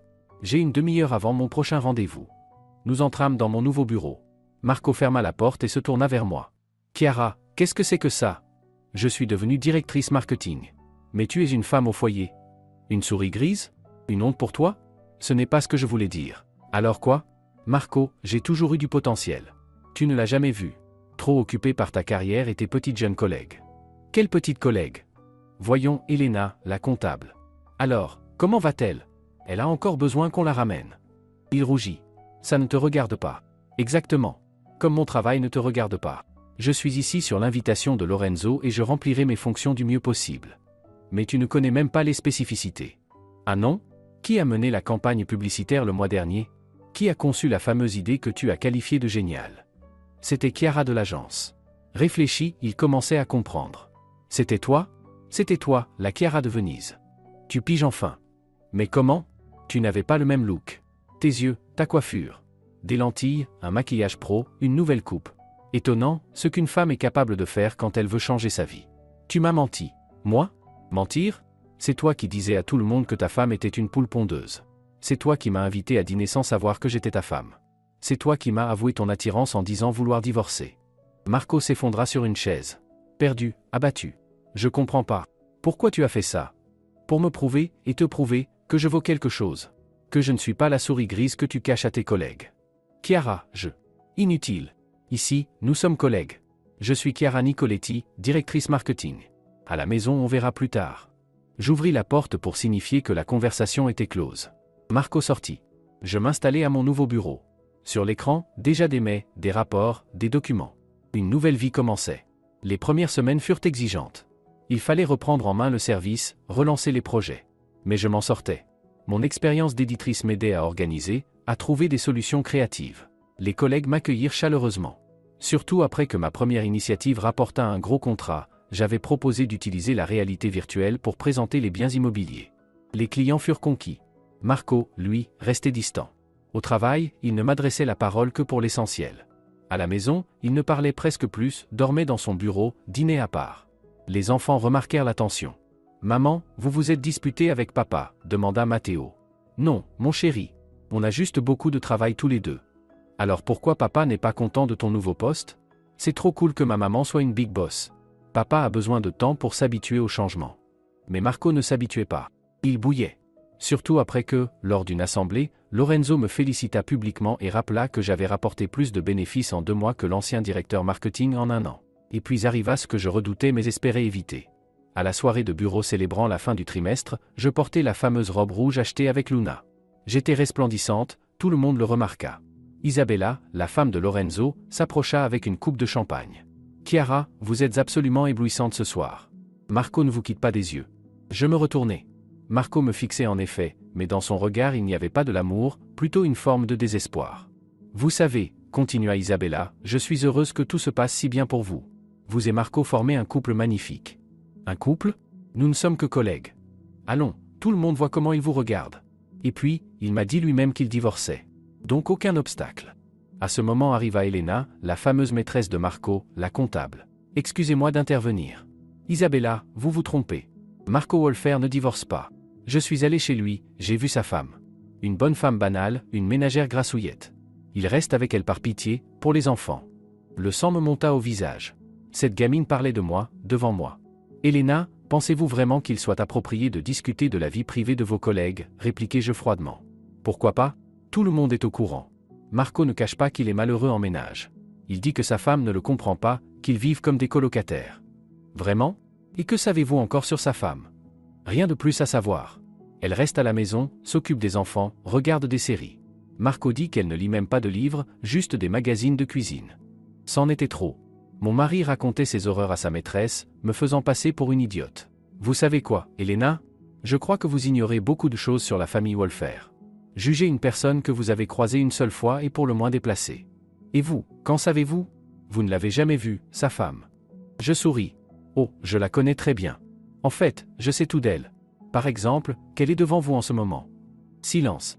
Elena pâlit, Isabella resta bouche bée. Vous êtes la femme de Marco, murmura Elena. Exactement. La ménagère grassouillette qui regarde des séries.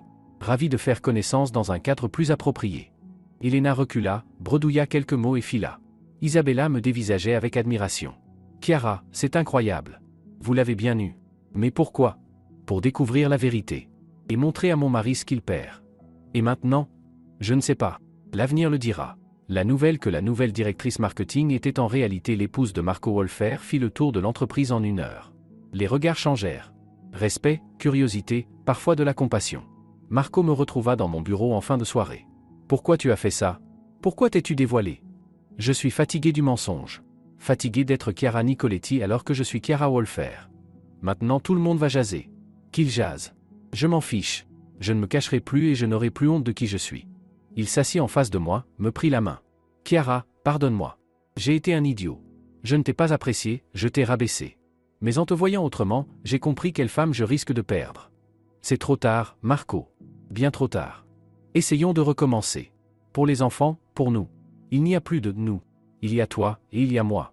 Deux personnes qui se sont aimées autrefois. Je t'aime encore. Non. Tu aimes Chiara Nicoletti, la businesswoman brillante. Mais Chiara Wolfer, la mère de tes enfants, tu la méprises. Et ça ne changera pas. Ça changera. J'ai compris mes erreurs. Marco, tu as ramené ta maîtresse dans notre maison. Tu as raconté à tous à quel point j'étais horrible. Tu comptais divorcer dès que les enfants seraient grands. Et maintenant que j'ai réussi, soudain tu ouvres les yeux? Non. Ça ne marche pas comme ça. Il baissa la tête. Tu veux divorcer? Je ne sais pas encore. J'ai besoin de temps. Pour l'instant, vivons comme des colocataires. Pour les enfants. Mais ne te trompe pas, Marco. Ce qui existait entre nous ne reviendra pas. Il sortit. Je restais assise dans mon bureau. Milan s'illuminait derrière les vitres. Une nouvelle vie commençait. Effrayante, excitante à la fois. Mais une chose était sûre, plus de retour en arrière. Je ne serais plus jamais la Chiara qu'on pouvait humilier et négliger. J'étais devenue une autre femme. Et ça me plaisait. 3 mois passèrent depuis ma nomination comme directrice marketing. 3 mois d'une vie nouvelle, plus difficile et plus passionnante que je ne l'aurais cru. Sous ma direction, l'entreprise lança plusieurs projets à succès, les ventes augmentèrent de 30%, et Lorenzo, au dernier conseil, me désigna comme la révélation de l'année. À la maison, la situation était étrange. Marco et moi vivions comme des colocataires. On se saluait poliment, on parlait des enfants, de l'intendance, rien de plus. Lui dormait toujours dans son bureau, moi dans la chambre. Le week-end, il disparaissait à la pêche, chez des amis, ailleurs. Je ne demandais pas où. Elena quitta l'entreprise une semaine après cette fameuse soirée. Officiellement pour un poste dans une autre ville. Marco n'en dit rien, mais je voyais bien qu'il en souffrait. Il se renferma encore plus, se plongeant dans le travail. Les enfants ressentaient eux aussi la tension. Luna passait plus de temps chez ses amis, Matteo se réfugiait derrière son ordinateur. J'essayais de leur parler, mais que dire? Que leurs parents ne s'aiment plus, que leur père a trahi leur mère et que leur mère ne peut pas pardonner. Un soir, alors que les enfants étaient chez leur grand-mère et que Marco était soi-disant en réunion, je restais seul à la maison, triant des documents. On sonna à la porte. Sur le seuil se tenait une femme d'environ 35 ans, soignée, dans un manteau élégant. « Chiara Wolfer » demanda-t-elle. « Oui, c'est moi. Et vous êtes ?»« Valeria Rossi. Puis-je vous parler ? C'est à propos de votre mari. » Mon cœur se serra. Encore une maîtresse. Je la fis entrer, lui proposer du thé. Elle refusa, s'assit au bord du canapé, triturant nerveusement son sac. « Je ne sais pas par où commencer, dit-elle. C'est tellement gênant. Dites-le franchement. Si vous avez eu une relation avec mon mari, je m'en doute déjà. » Non. Enfin si, nous avons eu une relation, mais ce n'est plus le cas. Nous avons rompu il y a 6 mois. 6 mois. Donc avant Elena, il y avait déjà Valeria Rossi. Et pourquoi venez-vous me voir? Je suis enceinte, lâcha-t-elle en éclatant en larmes. De Marco. J'en suis à 5 mois, je ne peux plus le cacher. Le sol sembla vaciller sous mes pieds. Je m'agrippai à l'accoudoir pour ne pas chanceler.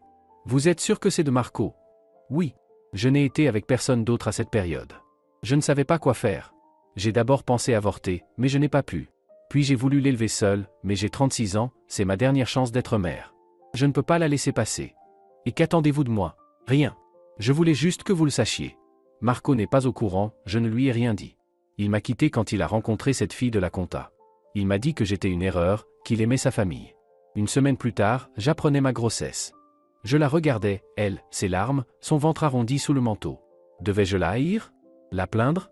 Me plaindre moi-même? Je ne savais pas. Pourquoi venir maintenant? Je suivais l'actualité de l'entreprise. J'ai vu que vous y travaillez, que vous réussissez. J'ai cru que vous alliez divorcer, et alors j'aurais pu en parler à Marco.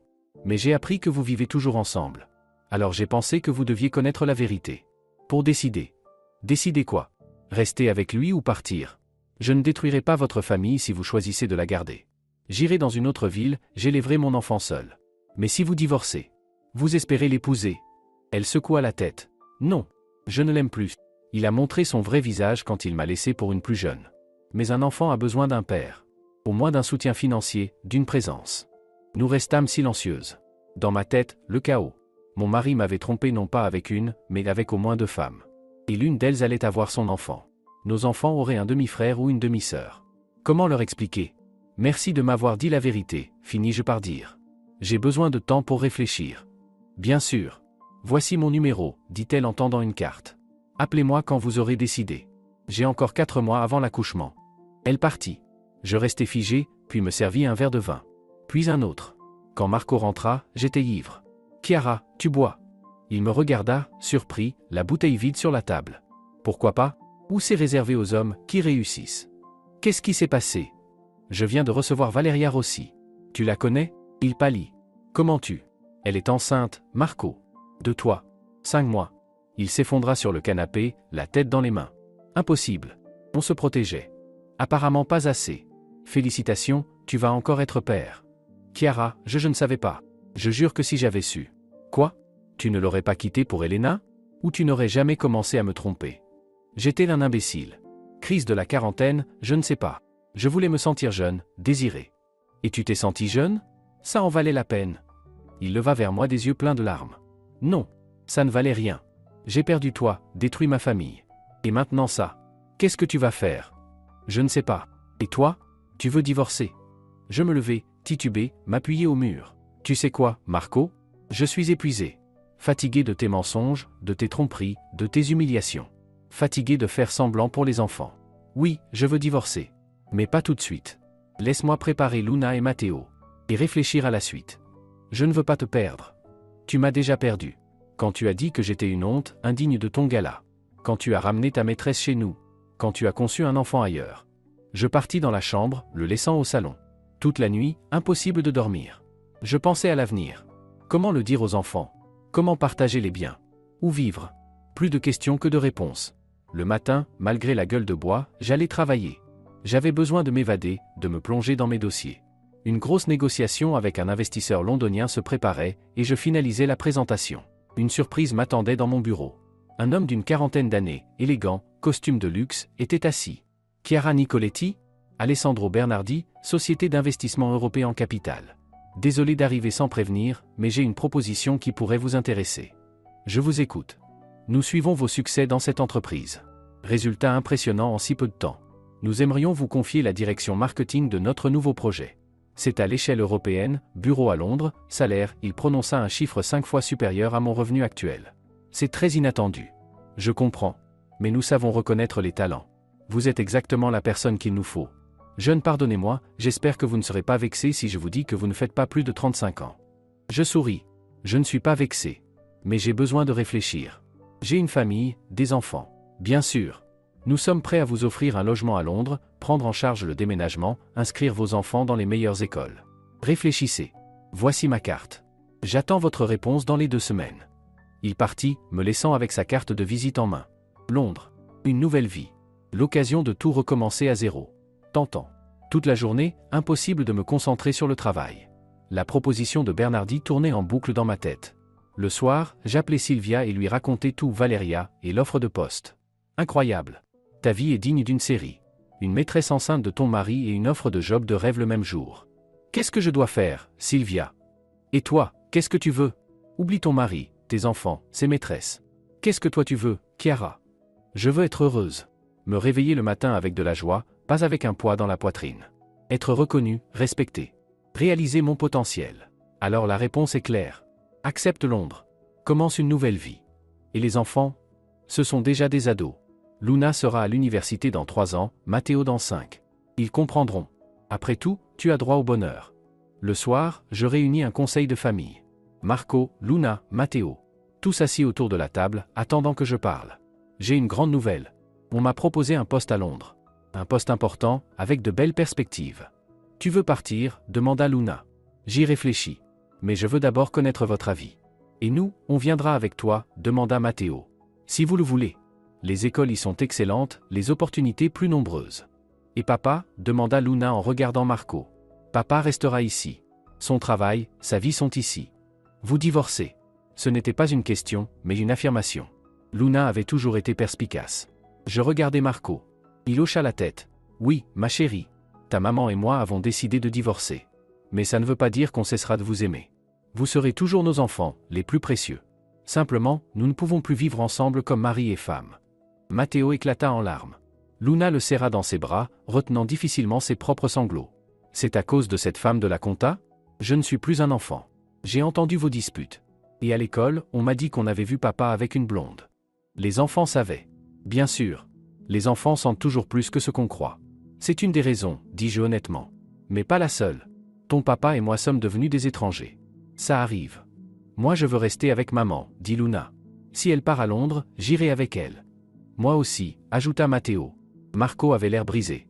Mais chérie, vous pouvez vivre avec qui vous voulez. Et venir me voir quand vous le voudrez. Je resterai toujours votre père. Papa, c'est vrai qu'on aura un demi-frère ou une demi-sœur, demanda soudain Luna. Marco blêmit. Comment tu?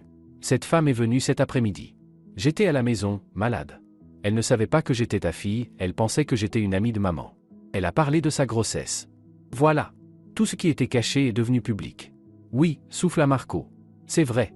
Alors tu as trompé maman non seulement avec cette blonde. Luna, ce sont des histoires d'adultes. Non, papa. C'est de la trahison. Maman s'est occupée de nous pendant toutes ces années, et toi? Je ne te comprends pas. Elle se leva et quitta la pièce. Matteo la suivit. Nous restâmes seuls. Pardonne-moi, dit Marco. Pardonne-moi pour tout. Il est trop tard pour des excuses. Parlons concret. L'appartement, les biens, la pension. L'appartement est à toi et aux enfants. Je trouverai autre chose. Je paierai une pension, ce que tu veux. Et si tu as besoin d'aide pour un logement à Londres, je contribuerai. Tu auras un autre enfant. Tu auras assez pour tout le monde. Je trouverai un second travail s'il le faut. Vous êtes ma priorité, toi et les enfants. Même si on divorce. Les 2 semaines suivantes furent consacrées aux préparatifs du départ. J'acceptai l'offre de Bernardi et donnai ma démission.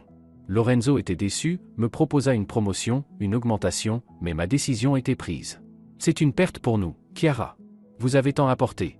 Merci pour tout, Lorenzo. Merci d'avoir cru en moi, de m'avoir donné ma chance. C'est vous qui avez créé votre chance. Et Marco? J'ai entendu dire que vous divorcez. Oui, c'est ainsi. Il n'a pas su apprécier une femme comme vous. Mais c'est son problème. Je vous souhaite tout le bonheur à Londres. Les collègues organisèrent une soirée d'adieu. Presque tout le monde vint, même ceux avec qui je parlais peu. On m'offrit des fleurs, des cadeaux, des vœux de réussite. Marco était là aussi, en retrait, le regard triste. À la fin, il s'approcha. Je peux te raccompagner. Pourquoi? Je veux juste passer encore un peu de temps avec toi. Une dernière fois en tant que mari. Nous marchions dans la ville du soir. Celle où nous avions vécu toute notre vie commune. Devant le parc où nous promenions les poussettes. Le café où nous avions fêté notre premier anniversaire de mariage. L'école où nous avions conduit les enfants pour leur premier jour. Tu te souviens comme on rêvait d'une grande maison, dit Marco. Avec un chien, 3 enfants. Je m'en souviens. Mais les rêves ont tendance à ne pas se réaliser. Ou alors pas comme on les imaginait. Nous aurons bien 3 enfants. Mais pas comme prévu. Tu t'occuperas de l'enfant de Valeria? Oui. C'est mon enfant, ma responsabilité. Valeria est d'accord pour une garde partagée. Et tu vas l'épouser? Non. Nous ne sommes pas faits pour le mariage. Je fais souffrir toutes celles que j'aime. Nous arrivâmes à la maison. Notre maison, qui bientôt ne serait plus la nôtre. Chiara, je peux te dire quelque chose. Vas-y. Je t'ai aimé. Vraiment aimé. Mais quelque part en chemin je me suis perdu, et je t'ai perdu aussi. Je me suis mis à courir après le succès, le statut, la jeunesse. Et j'ai perdu l'essentiel. La famille. Toi. Pardonne-moi, si tu le peux. Je te pardonne, Marco. Pas pour toi, pour moi. Pour ne pas emporter ce poids dans ma nouvelle vie. Sois heureux. Et essaie d'être un bon père pour tes 3 enfants. Il me serra dans ses bras. Une dernière étreinte. Il y avait tant de douleur, de regrets, d'espoir brisé. Puis il me lâcha et partit sans se retourner. Un mois plus tard, nous avons déménagé à Londres avec les enfants. La société nous avait fourni un superbe 3 pièces dans un bon quartier, proche de l'école. Les enfants firent leur rentrée, au début ce fut difficile, mais ils s'adaptèrent vite. Luna se fit des amis, s'inscrivit à un atelier de théâtre. Matteo rejoignit un club de robotique, dont il rêvait depuis longtemps. Le travail s'avéra passionnant et à grande échelle. Je dirigeais tout un département, travaillais sur des projets européens, partais en déplacement. Alessandro Bernardi s'avéra être un excellent patron, exigeant mais juste. Il valorisait l'initiative et n'avait pas peur de donner de la liberté. 6 mois après notre arrivée, Marco appela. Il dit que Valeria avait accouché d'un petit garçon. Il l'avait appelé Luca. Et les enfants, comment ils l'ont pris? Calmement. Luna a dit qu'elle était contente pour le bébé, qu'il avait un père. Matteo ne veut pas encore le rencontrer, mais je pense qu'avec le temps il acceptera. Et Valeria? Elle va bien. Nous avons convenu, je l'aide financièrement, je vois l'enfant le week-end. Elle ne demande rien de plus. Et la paternité, une 3e fois. Étrange. Comme si la vie m'offrait une seconde chance. Mais pas avec toi. Nous restâmes silencieux un instant. Chiara, est-ce que tu es heureuse? Je réfléchis. Était-ce le bonheur? Oui, sans doute. Pas le bonheur insouciant de la jeunesse. Mais un bonheur calme, fait de confiance en moi et en l'avenir. Oui, Marco. Je suis heureuse. Je suis content. Vraiment content. Tu mérites d'être heureuse. Sur ce, nous nous sommes quittés. Ensuite, nous ne nous appelions plus que pour parler des enfants. La vie à Londres suivait son cours. Le travail, la maison, les enfants. Parfois les théâtres, les expositions, les sorties avec de nouveaux amis. Je ne me pressais pas de commencer une nouvelle relation, bien que les propositions ne manquaient pas. J'avais besoin de temps pour guérir mes blessures, me comprendre, savoir ce que je voulais vraiment. Un soir, environ 1 an après notre installation, lors d'un événement de l'entreprise, un homme s'approcha de moi. Grand, grisonnant, avec des yeux bienveillants et un sourire doux. « Excusez-moi, êtes-vous Chiara Nicoletti ?»« Oui, et vous ?»« David Campbell, architecte. Nous travaillons avec votre société sur un nouveau projet. J'ai beaucoup entendu parler de vous par Alessandro. Il dit que vous faites des miracles en marketing. » Alessandro exagère. Je ne crois pas. J'ai vu les résultats de votre travail. Impressionnant. Puis-je vous inviter à prendre une coupe de champagne? Nous avons parlé. David était un interlocuteur passionnant, cultivé, avec un humour fin, une grande ouverture d'esprit. Veuf, une fille adulte vivant en Écosse. Passionné par l'histoire de l'architecture, les voyages, la musique classique. Et vous, aimez-vous l'opéra? Demanda-t-il. J'adore. Mais je n'y suis pas allé depuis longtemps. J'ai 2 billets pour Tosca à Covent Garden la semaine prochaine. Voulez-vous m'accompagner? J'ai accepté. Pourquoi pas? Ce n'était qu'un opéra. Mais après l'opéra, il y eut un dîner. Après le dîner, une promenade dans Londres la nuit. Puis encore d'autres rencontres, des conversations, des visites de musées. David ne pressait rien, ne forçait rien, il était simplement là. Il me soutenait quand c'était difficile, se réjouissait de mes succès, trouvait toujours du temps pour écouter et conseiller. Les enfants l'acceptèrent bien. Luna dit qu'il ressemblait à un gentil professeur dans un film britannique. Matteo apprécia le fait que David n'essayait pas de remplacer leur père, mais simplement d'être son ami, en lui apprenant à jouer aux échecs. « Maman, il te plaît ?» demanda un jour Luna. « Oui, il me plaît. Et ensuite ? Je ne sais pas. On vit au jour le jour. Maman, tu as droit à une vie personnelle.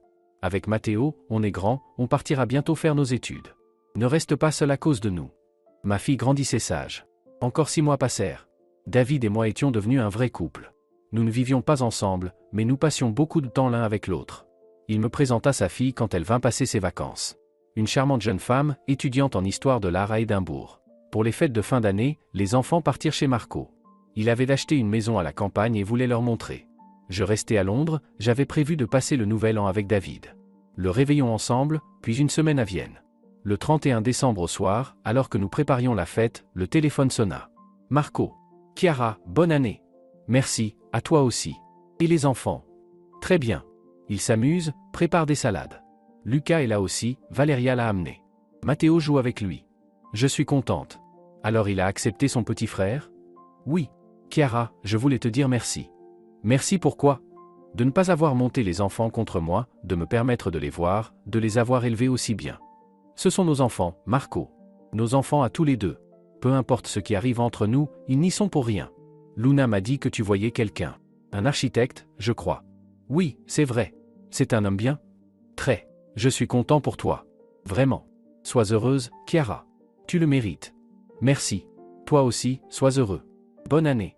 Je raccrochai et me retournai. David était dans l'embrasure de la porte avec 2 coupes de champagne. Ton ex-mari? Oui.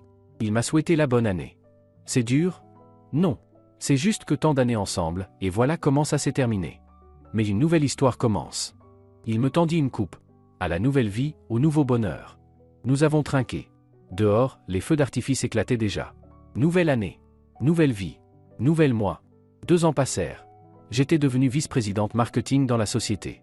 Luna avait intégré Cambridge en journalisme, Matteo se préparait à ses examens finaux, rêvant d'une école d'ingénieur. David et moi nous étions mariés discrètement, sans grande fête. Juste une signature et un dîner avec nos plus proches. Marco envoya ses félicitations et un bouquet de roses blanches. Mes préférés. Il s'en souvenait. Parfois, je pensais au passé. À cette Chiara qui se tenait devant le miroir, une robe à la main, encaissant les humiliations de son mari, se croyant indigne, laide, inintéressante. Comme tout cela me semblait loin. J'avais beaucoup appris au fil des années. À m'estimer, à ne pas dépendre du regard des autres, à poursuivre mes objectifs. J'avais appris à pardonner sans oublier. J'avais appris à être heureuse. L'histoire du fameux cocktail d'entreprise était devenue une légende dans mon cercle d'amis. Sylvia adorait la raconter aux nouveaux venus, enjolivant les détails. Elle disait que c'était la plus belle histoire de revanche féminine et de triomphe qu'elle connaissait.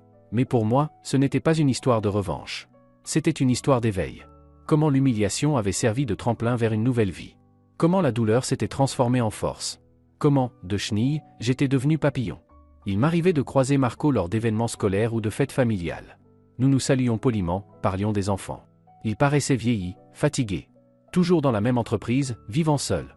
Avec Valeria, ils ne s'étaient jamais remis ensemble, ils élevaient Lucas séparément. Un jour, à la remise de diplôme de Matteo, il s'approcha de moi. « Tu es superbe, dit-il. Merci. Tu es heureuse avec David. » « Oui, très.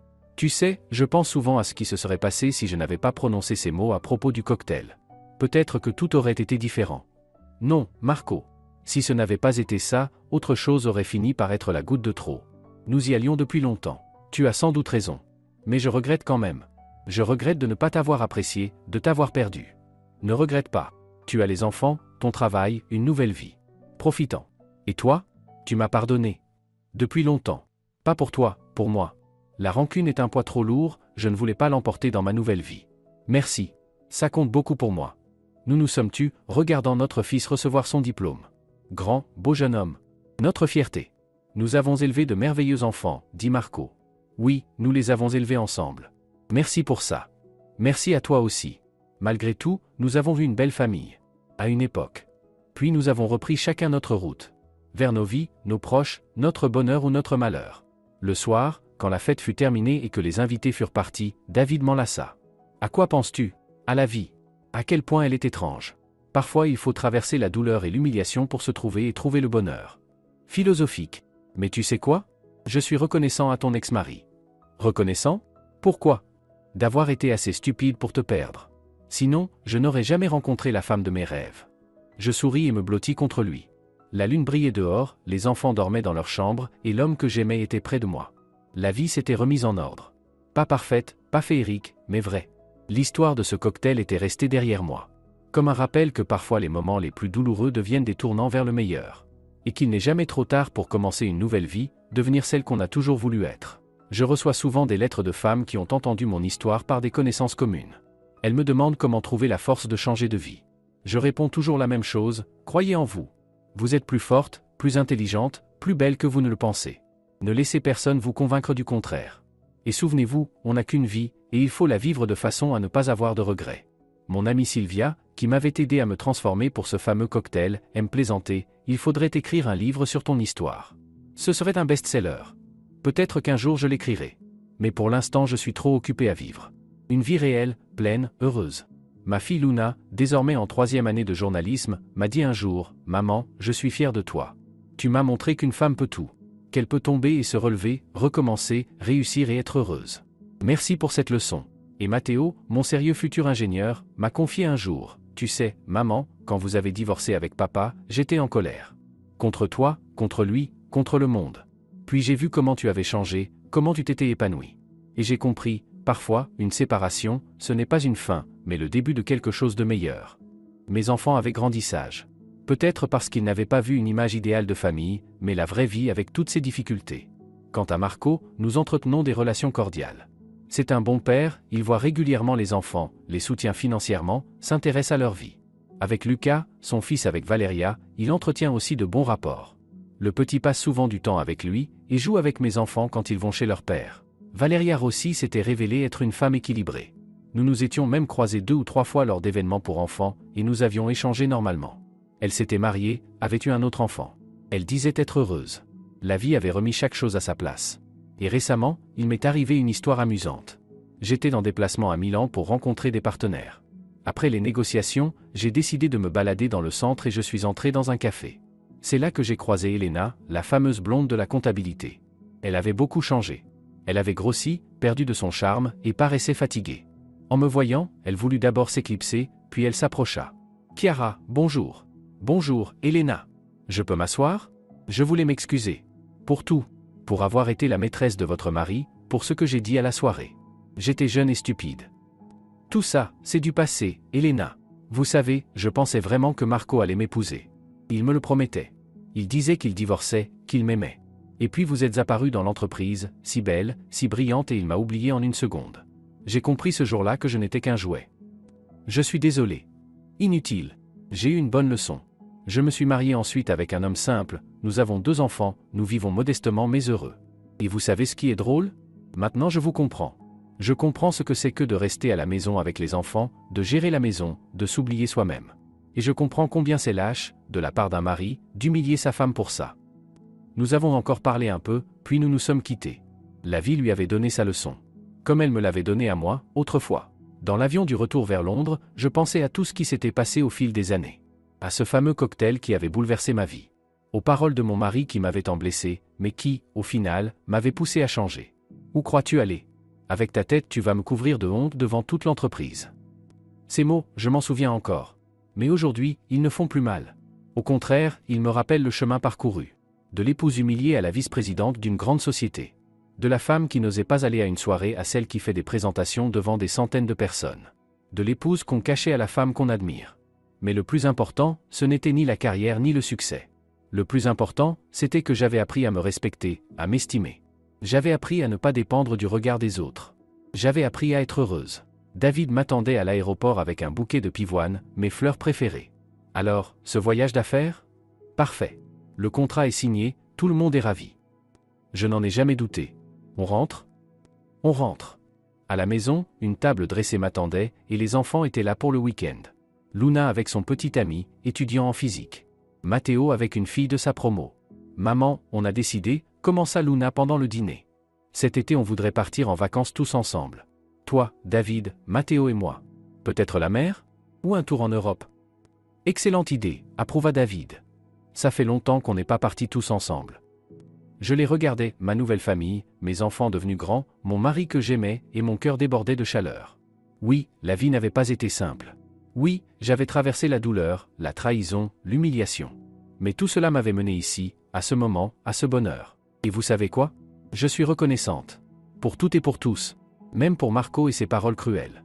Car sans elle, je ne serais pas devenue celle que je suis aujourd'hui. Forte, épanouie, heureuse. Celle qui ne permettra plus jamais qu'on l'humilie. Celle qui connaît sa valeur. Celle qui vit pleinement. Celle qui est heureuse. Et tout avait commencé par une soirée d'entreprise où l'on ne voulait même pas de moi. Parfois, la vie réserve des surprises étonnantes. Le principal, c'est de ne jamais renoncer et de croire en soi. Toujours croire en soi. Mais l'histoire ne s'est pas arrêtée là. 5 ans après ce cocktail, des événements m'ont obligé à voir les choses autrement. C'était en octobre. Je participais à une conférence internationale de marketing à Barcelone. J'y présentais un exposé sur les nouvelles stratégies de communication à l'ère du numérique. La salle était pleine, environ 300 spécialistes venus de toute l'Europe. Après mon intervention, les participants venaient me poser des questions, échanger des cartes. Et soudain je l'ai vu. Marco. Debout près de la sortie, il me regardait. Vieilli, les tempes grises, mais toujours élégant et soigné. « Salut », dit-il quand la foule se fut un peu dispersée. « Marco, qu'est-ce que tu fais ici ?»« Je travaille. Notre société a aussi été invitée à la conférence. Je suis directeur commercial maintenant. Félicitations pour ta promotion. Merci. Ton exposé était brillant. Tu as énormément progressé professionnellement. 5 ans ont passé. Beaucoup de choses ont changé. Oui, beaucoup. On peut parler? Pas ici, dans un endroit plus calme. J'ai hésité. Pourquoi rouvrir le passé? Mais la curiosité a été la plus forte. D'accord. Dans le bar de l'hôtel, dans 1 heure. Il acquiesça et s'en alla. Moi, je suis retourné aux participants, essayant de ne pas penser à la conversation à venir. Le soir, le bar de l'hôtel était tranquille. Marco m'attendait déjà à une table près de la fenêtre, avec vue sur la mer. « Tu veux boire quoi » demanda-t-il. « Un verre de rouge, sec. » Il commanda du vin pour moi, un whisky pour lui. Nous sommes restés silencieux jusqu'à ce que le serveur apporte les verres. « Tu es magnifique » dit-il enfin. Épanoui. Je le suis. Et toi? Je travaille, je vis. Lucas grandit, il va entrer à l'école. Un petit garçon malin, à son père, ajouta-t-il avec un sourire triste. Et Valéria? Remariée il y a 2 ans. Ils ont déménagé à Bologne. Je vois mon fils 1 fois par mois. Ça doit être difficile. Je m'y suis fait. Chiara, je voulais te dire quelque chose. Quelque chose que je n'ai jamais osé avouer toutes ces années. J'écoute. Tu te souviens de cette soirée d'entreprise? Quand tu es venu en Chiara de Venise. Bien sûr que je m'en souviens. Je t'avais reconnu. Presque tout de suite. Je faillis m'étouffer avec mon vin. Quoi? Mais comment? Tu avais pourtant. Les yeux. Les lentilles avaient changé la couleur, mais pas la forme, ni l'expression. Et le grain de beauté sur ton cou. Tu ne l'avais pas caché. Et ta manière de pencher la tête quand tu écoutes. Des milliers de détails qu'un mari remarque après 15 ans de mariage. Mais tu te comportais comme si tu ne me connaissais pas. Tu flirtais, tu m'invitais à dîner. Au début, j'ai cru me tromper. Impossible que ma Chiara, la femme au foyer, soit cette femme éblouissante.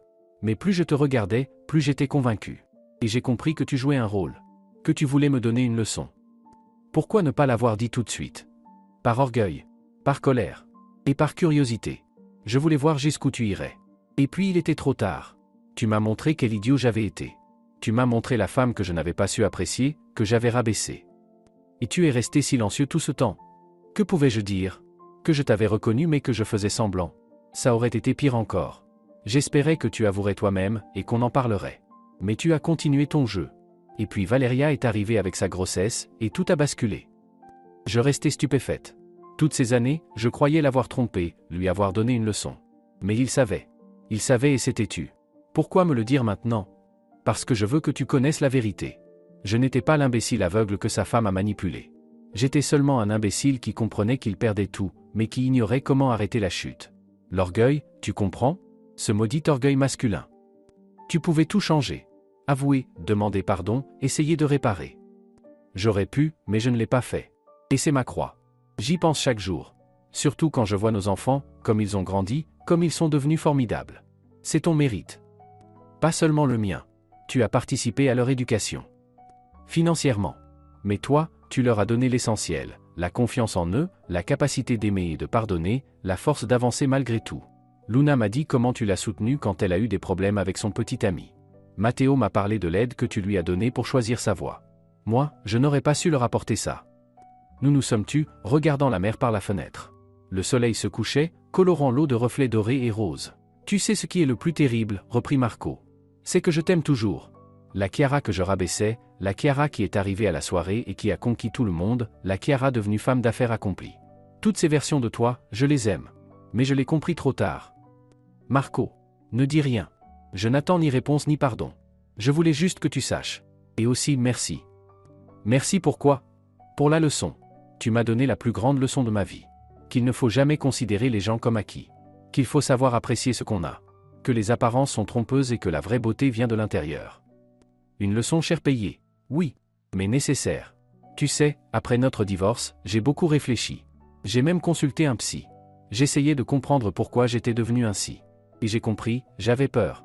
Peur de vieillir, peur de ne pas réussir assez, peur que tu cesses de m'aimer. Et au lieu de travailler sur moi-même, j'ai commencé à t'humilier. Pour que tu te sentes indigne et que tu ne partes pas. Imbécile. Nous n'étions pas parfaits, ni l'un ni l'autre. Ne cherche pas à m'excuser. Je connais ma faute. Et j'en paie le prix. La solitude, c'est ma punition. Tu n'es pas obligé d'être seul. Trouve quelqu'un, refais ta vie. J'ai essayé. Il y a eu d'autres femmes après Elena et Valeria. Mais je les compare toutes à toi. Et je comprends que ce n'est pas juste pour elles. Alors je reste seul. À ce moment-là, mon téléphone sonna. C'était David. Oui, mon amour. Oui, la discussion s'est prolongée. J'arrive bientôt. Je t'aime. David, demanda Marco. Oui, il est aussi à la conférence. Nous sommes venus ensemble. C'est un homme bien. J'ai mené mon enquête quand j'ai appris votre mariage. Pardonne ma curiosité, mais je voulais être sûr que tu serais heureuse. Je le suis. Vraiment. J'en suis content. Sincèrement. Va le rejoindre, ne le fais pas attendre. Je me levai, mais Marco m'arrêta. Chiara, encore une chose. J'ai fait mon testament. Si jamais il m'arrive quelque chose, tout reviendra aux enfants et à toi. L'appartement, la maison de campagne, mes économies. Tu as été ma femme pendant 15 ans, la mère de mes enfants. Tu y as droit. Marco, ne parle pas de mort. Je n'ai pas l'intention de mourir. Je veux seulement que les choses soient claires. Et aussi il sortit une petite boîte de sa poche. C'est pour toi. Je l'ouvris. À l'intérieur, une broche. Celle-là même, ancienne, en forme de papillon serti d'émeraude, que j'avais admirée dans une vitrine de bijoutier des années plus tôt. Tu t'en souviens? Je l'avais achetée à l'époque, je voulais te l'offrir pour notre anniversaire. Mais ensuite nos problèmes ont commencé, et je n'ai jamais osé. Je l'ai gardée sur moi toutes ces années. Stupide, non? Je ne peux pas accepter ça. Bien sûr que si. Ce n'est pas une tentative de te reconquérir ou d'acheter ton pardon. Cette broche t'a toujours appartenu, même quand elle était dans ma poche. Papillon, tu t'es transformé de chrysalide en magnifique papillon. Qu'elle te rappelle ta métamorphose. Les larmes me montèrent aux yeux. Je pris la broche et la fixai à ma robe. Merci. Elle te va parfaitement. Comme si elle avait été créée pour toi. Va, Chiara. Vie heureuse. Je quittai le bar, le laissant seul face au coucher de soleil. Dans le hall, David m'attendait. Tout va bien, demanda-t-il en remarquant mes yeux rougis. Oui. C'est juste j'ai refermé un vieux chapitre, définitivement. Jolie broche, remarqua-t-il. Un cadeau du passé. Un rappel du chemin parcouru. David m'enlaça sans poser de questions. Une de ses plus belles qualités, il savait, quand il le fallait, simplement être là, en silence. Le lendemain, la conférence reprit, mais je ne revis plus Marco. J'appris par les organisateurs qu'il était reparti tôt le matin pour des affaires urgentes. De retour à Londres, je réfléchis longtemps à notre conversation. Au fait qu'il savait la vérité depuis le début. Cela changeait beaucoup de choses dans ma vision du passé, mais cela ne changeait rien au présent. J'étais heureuse avec David, mes enfants étaient heureux, ma vie était tracée. Un an passa encore. Luna termina l'université avec mention et entra dans une grande maison d'édition. Elle rencontra un jeune homme, Domenico, un programmeur talentueux. Ils se marièrent un an plus tard, une cérémonie simple, seulement les proches.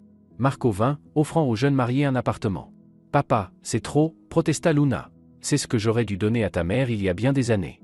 Qu'au moins tu aies ton propre foyer dès le début de ta vie de couple. » Matteo entra à l'école polytechnique de Turin en robotique, son rêve. Il brillait dans ses études, et déjà en deuxième année il reçut une invitation pour un stage en Allemagne. Marco paya toutes les dépenses. « Merci, papa », dit Matteo. « Mais pourquoi dépenses-tu autant pour nous ces derniers temps ? » « Parce que je le peux et que je le veux. Vous êtes mes enfants, ma fierté. Laissez votre père vous gâter. » Lucas, le fils de Valeria, entra en première année d'école primaire.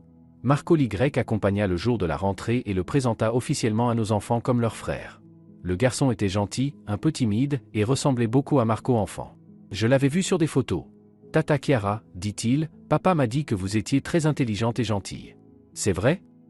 Je ne sais pas pour intelligente, mais j'essaie d'être gentille. Est-ce que je pourrais parfois venir chez vous ? Luna et Matteo ont promis de m'apprendre à jouer aux échecs. Bien sûr que tu pourras. Et il commença à venir. D'abord avec Marco, puis seul, nous vivions désormais dans des quartiers voisins. David accueillit bien le garçon, l'estimant comme un neveu. Lucas cherchait une figure masculine, le beau-père de Valeria était un homme froid et distant. Ainsi s'installa une étrange famille élargie. David et moi, nos enfants avec leurs compagnons, le petit Lucas, parfois même Valeria avec son mari et leur deuxième enfant venaient aux fêtes communes. Marco aussi venait, toujours aimable mais un peu en retrait. Pour mes 50 ans, David organisa une surprise. Il loua un yacht, invita nos proches.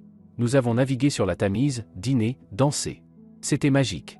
Marco arriva parmi les derniers, avec un énorme bouquet de roses blanches. « Joyeux anniversaire », dit-il en offrant les fleurs. « Merci. Je suis contente que tu sois venu. Je n'aurais pas manqué ça.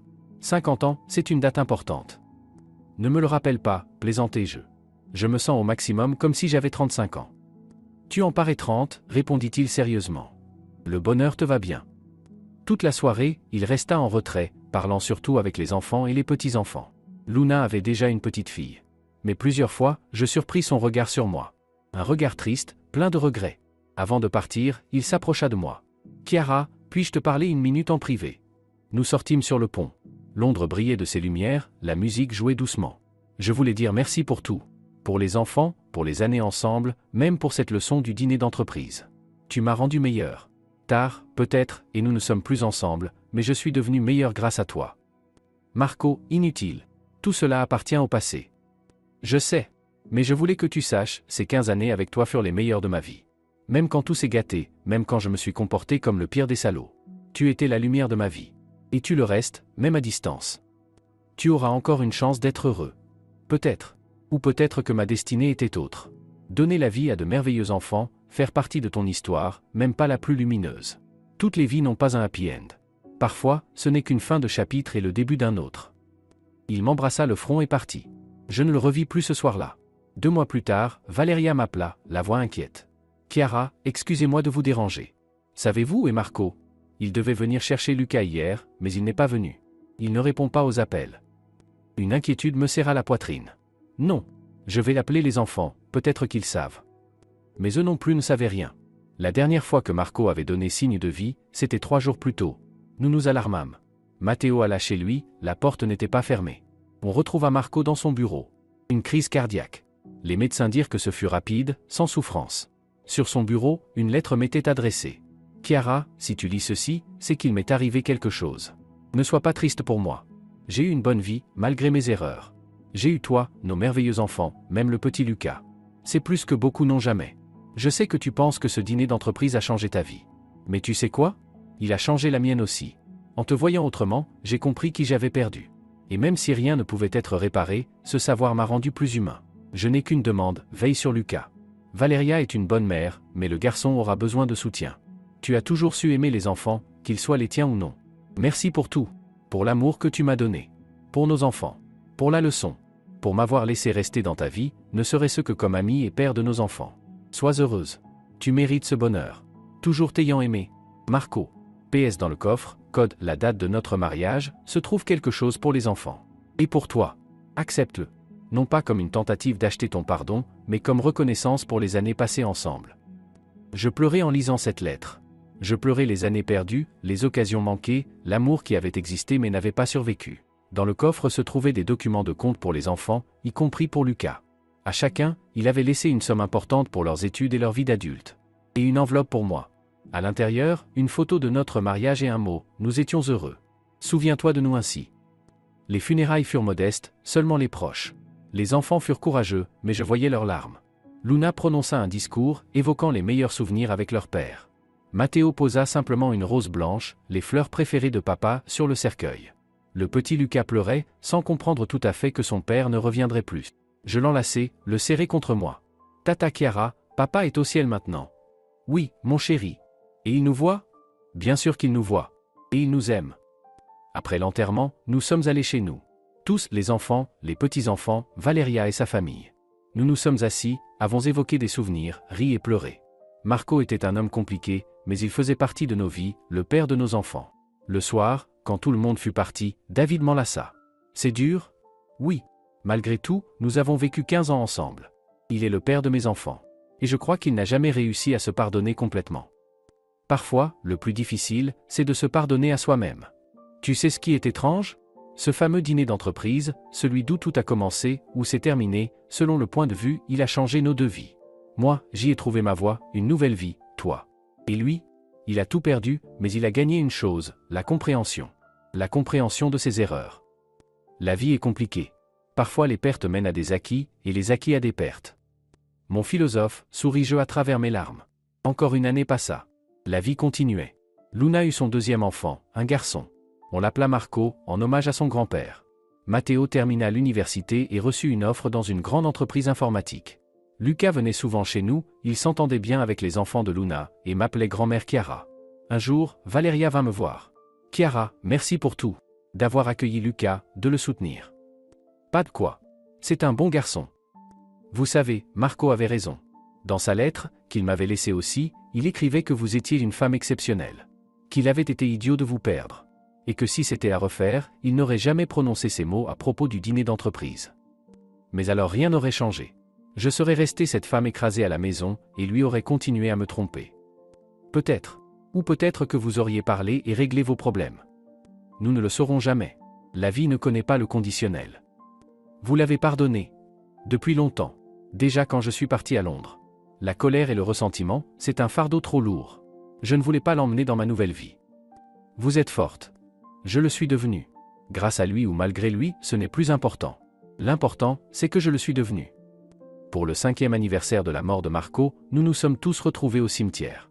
Les enfants, les petits-enfants, David et moi, Valeria avec sa famille. Nous sommes restés silencieux, chacun perdu dans ses pensées. Puis nous sommes allés dans ce même restaurant où avait eu lieu le dîner d'entreprise qui avait tout changé. Il existait toujours, un peu rénové, mais reconnaissable. Raconte-nous, maman, comment c'était, demanda Luna. Toute cette histoire du dîner. Nous n'en connaissons que les grandes lignes. Je racontai. Tous les détails, comment leur père avait dit que je l'humilierais par mon apparence, comment Sylvia m'avait aidé à me transformer, comment j'étais arrivé sous l'identité de Chiara de Venise, comment Marco m'avait courtisé sans me reconnaître, alors que je savais désormais qu'il m'avait reconnu.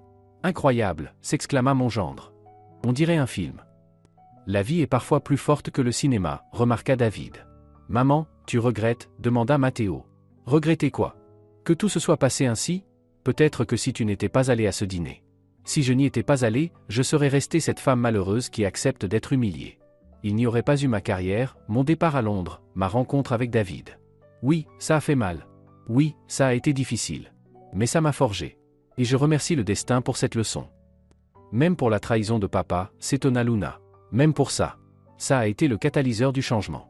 Sans ça, j'aurais peut-être passé ma vie entière dans l'ombre, trop effrayé pour m'affirmer, pour être moi-même. Tu es incroyable, maman, dit Matteo. Tout le monde n'aurait pas pu transformer une humiliation en victoire. Pas en victoire, mon fils. En leçon. En une chance de grandir. Victoire, c'est trop grand mot. J'ai simplement appris à vivre ma vie, et non celle qu'on voulait m'imposer.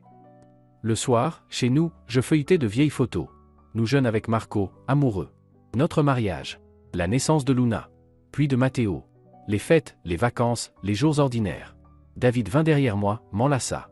Un peu de nostalgie. Je me remémore. Tu sais, si on m'avait dit, il y a 20 ans, que ma vie prendrait cette tournure, je ne l'aurais jamais cru. Tu regrettes quelque chose? Non. Chaque moment, bon ou mauvais, m'a mené là où je suis. Et aujourd'hui je suis heureuse. Avec toi, avec mes enfants, mes petits-enfants, mon travail. C'est plus que ce dont j'aurais pu rêver. Et cette Chiara, celle qui se tenait devant le miroir avec sa robe, qu'aurait-elle dit en te voyant aujourd'hui? Je réfléchis. Elle n'y aurait pas cru. Qu'on peut être à la fois accomplie et féminine. Qu'on peut trouver l'amour après 40 ans. Qu'on peut recommencer à zéro et non seulement survivre, mais s'épanouir. Tu t'es épanoui, approuva David. Comme ce papillon sur ta broche. Je touchai la broche, que je portais souvent désormais. Un cadeau du passé, rappel de mon chemin. Tu sais, je pense que Marco avait raison sur un point. Parfois, une fin n'est pas une tragédie, mais le début de quelque chose de nouveau. Notre mariage s'est terminé, mais ma nouvelle vie a commencé. La sienne aussi, même si elle fut plus courte et plus triste. Tu crois qu'il a été heureux? À sa manière, sans doute. Il aimait ses enfants, il était fier d'eux. Il avait une carrière réussie. Non, il n'a pas eu le bonheur familial, mais il a trouvé compréhension et acceptation. Et c'est déjà beaucoup. Les années passèrent encore. J'ai pris ma retraite, mais je continuais à conseiller. J'écrivais un livre sur le marketing, donnais des conférences à l'université. David aussi réduisit sa charge, et nous passions plus de temps ensemble. Nous voyagions, nous occupions de nos petits-enfants, profitions simplement de la vie. Un jour, une jeune femme, journaliste, vint me voir. Chiara, j'écris un article sur des femmes qui ont radicalement changé leur vie après 40 ans. Votre histoire est devenue presque une légende dans les milieux d'affaires. Pourriez-vous me donner une interview? Et que savez-vous déjà? Que vous étiez femme au foyer, puis que vous êtes devenue une dirigeante. Que vous êtes passée de l'humiliation au triomphe. Mais les détails restent inconnus. Je lui racontai toute l'histoire. Le dîner d'entreprise, la transformation, la supercherie qui n'en était pas une. Le divorce, le départ, le nouvel amour. La mort de mon ex-mari et la réconciliation avec le passé. Incroyable, dit-elle en finissant ses notes. C'est un scénario prêt pour le cinéma. La vie écrit de meilleurs scénarios que n'importe quel dramaturge. Et quels conseils donneriez-vous aux femmes qui vivent une situation similaire, qu'on humilie, qu'on ne valorise pas? Croyez en vous. Vous êtes plus forte que vous ne le pensez. Plus intelligente que ce qu'on vous dit.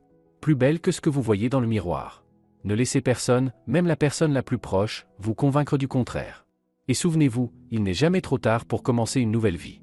40, 50, 60 ans. La vie est unique, et il faut la vivre de façon à ne jamais regretter les occasions perdues. Et si on a peur? Tout le monde a peur. J'étais terrifié d'aller à ce dîner d'entreprise sous une nouvelle apparence. Terrifié de reprendre le travail après des années à la maison. Terrifié de déménager dans une nouvelle ville avec mes enfants. Mais vous savez ce qui est pire que la peur? Passer toute sa vie à craindre de faire un pas. Mourir sans avoir jamais découvert de quoi vous êtes capable. L'interview parut 1 mois plus tard. L'écho fut immense. Des lettres arrivaient de toute l'Europe. Des femmes remerciaient pour l'inspiration, partageaient leurs histoires, demandaient des conseils. Je répondais à toutes. J'ai même créé un petit groupe de soutien pour celles qui avaient décidé de changer leur vie. On se réunissait 1 fois par mois, on partageait nos expériences, on s'encourageait mutuellement. L'une des participantes, Francesca, une femme de 50 ans récemment divorcée après 30 ans de mariage, dit lors d'une rencontre. Chiara, votre histoire m'a donné la force de quitter mon mari tyrannique. Je croyais qu'à 50 ans, la vie était finie. Et en réalité, elle ne faisait que commencer. La vie commence au moment où nous décidons de la vivre vraiment, répondis-je. Pour mes 60 ans, toute la grande famille s'était réunie. Les enfants, les petits-enfants, il y en avait déjà 5, les amis, les collègues. Même Valeria et Lucas étaient venus. Lucas, désormais un grand jeune homme, étudiant en médecine. Mamie Chiara, dit-il en me tendant un bouquet. Merci pour tout. De m'avoir accepté, soutenu. Pour moi, vous êtes comme de la famille. Tu es de la famille, Lucas. Le fils de Marco est aussi mon fils, même si ce n'est pas par le sang. Le soir, quand les invités furent partis, David et moi sortîmes sur le balcon. Londres brillait en contrebas, vibrant et infini. Heureuse, demanda David. Immensément. Même malgré tout ce que j'ai dû traverser. Grâce à tout ce que tu as traversé. Chaque expérience, douloureuse ou joyeuse, t'a façonné. Et je suis reconnaissant pour ça. Même pour ce fameux dîner d'entreprise. Surtout pour ce dîner d'entreprise. Il a marqué le point de départ d'une nouvelle vie. Si Marco n'avait pas prononcé ces mots, s'il ne m'avait pas humilié, je n'aurais jamais trouvé la force de changer. Je ne t'aurais pas rencontré, je ne serais pas devenue celle que je suis. Destin ou hasard? Un hasard qui est devenu destin. Peu importe. L'essentiel, c'est que ça m'ait mené au bonheur. Nous restions là, enlacés, deux êtres plus tout jeunes qui avaient parcouru un long chemin l'un vers l'autre. Derrière nous, une maison emplie des rires des enfants et des petits-enfants, devant nous, encore des années de vie commune, de voyages, de découvertes. Je pensais à cette femme qui, il y a tant d'années, avait entendu son mari lui dire « Où crois-tu aller? Avec ta tête, tu vas me couvrir de honte devant toute l'entreprise. » Aurait-elle pu imaginer que ces mots cruels deviendraient le point de départ d'un incroyable voyage vers elle-même? Sans doute pas. Mais la vie est plus sage que nous. Elle sait quels enseignements nous sont nécessaires, même quand ils viennent à travers la douleur. Aujourd'hui, en regardant en arrière, je comprends, rien n'a été en vain. Chaque larme, chaque humiliation, chaque peur. Tout cela a été des marches d'un escalier qui m'a mené vers le haut. Vers la lumière, vers le bonheur, vers moi-même. Et vous savez quoi? Si je pouvais revenir en arrière et tout changer, faire en sorte que Marco n'ait jamais prononcé ces mots, qu'il n'y ait pas eu de trahison, de divorce, de souffrance, je ne changerais rien. Parce que cette douleur a fait naître la nouvelle moi. Forte, indépendante, accomplie, heureuse. Et pour cela, je suis reconnaissante. À la destinée, à la vie, même à Marco qui, sans le vouloir, m'a offert la liberté. La liberté d'être moi. Et c'est sans doute le plus beau cadeau que l'on puisse recevoir.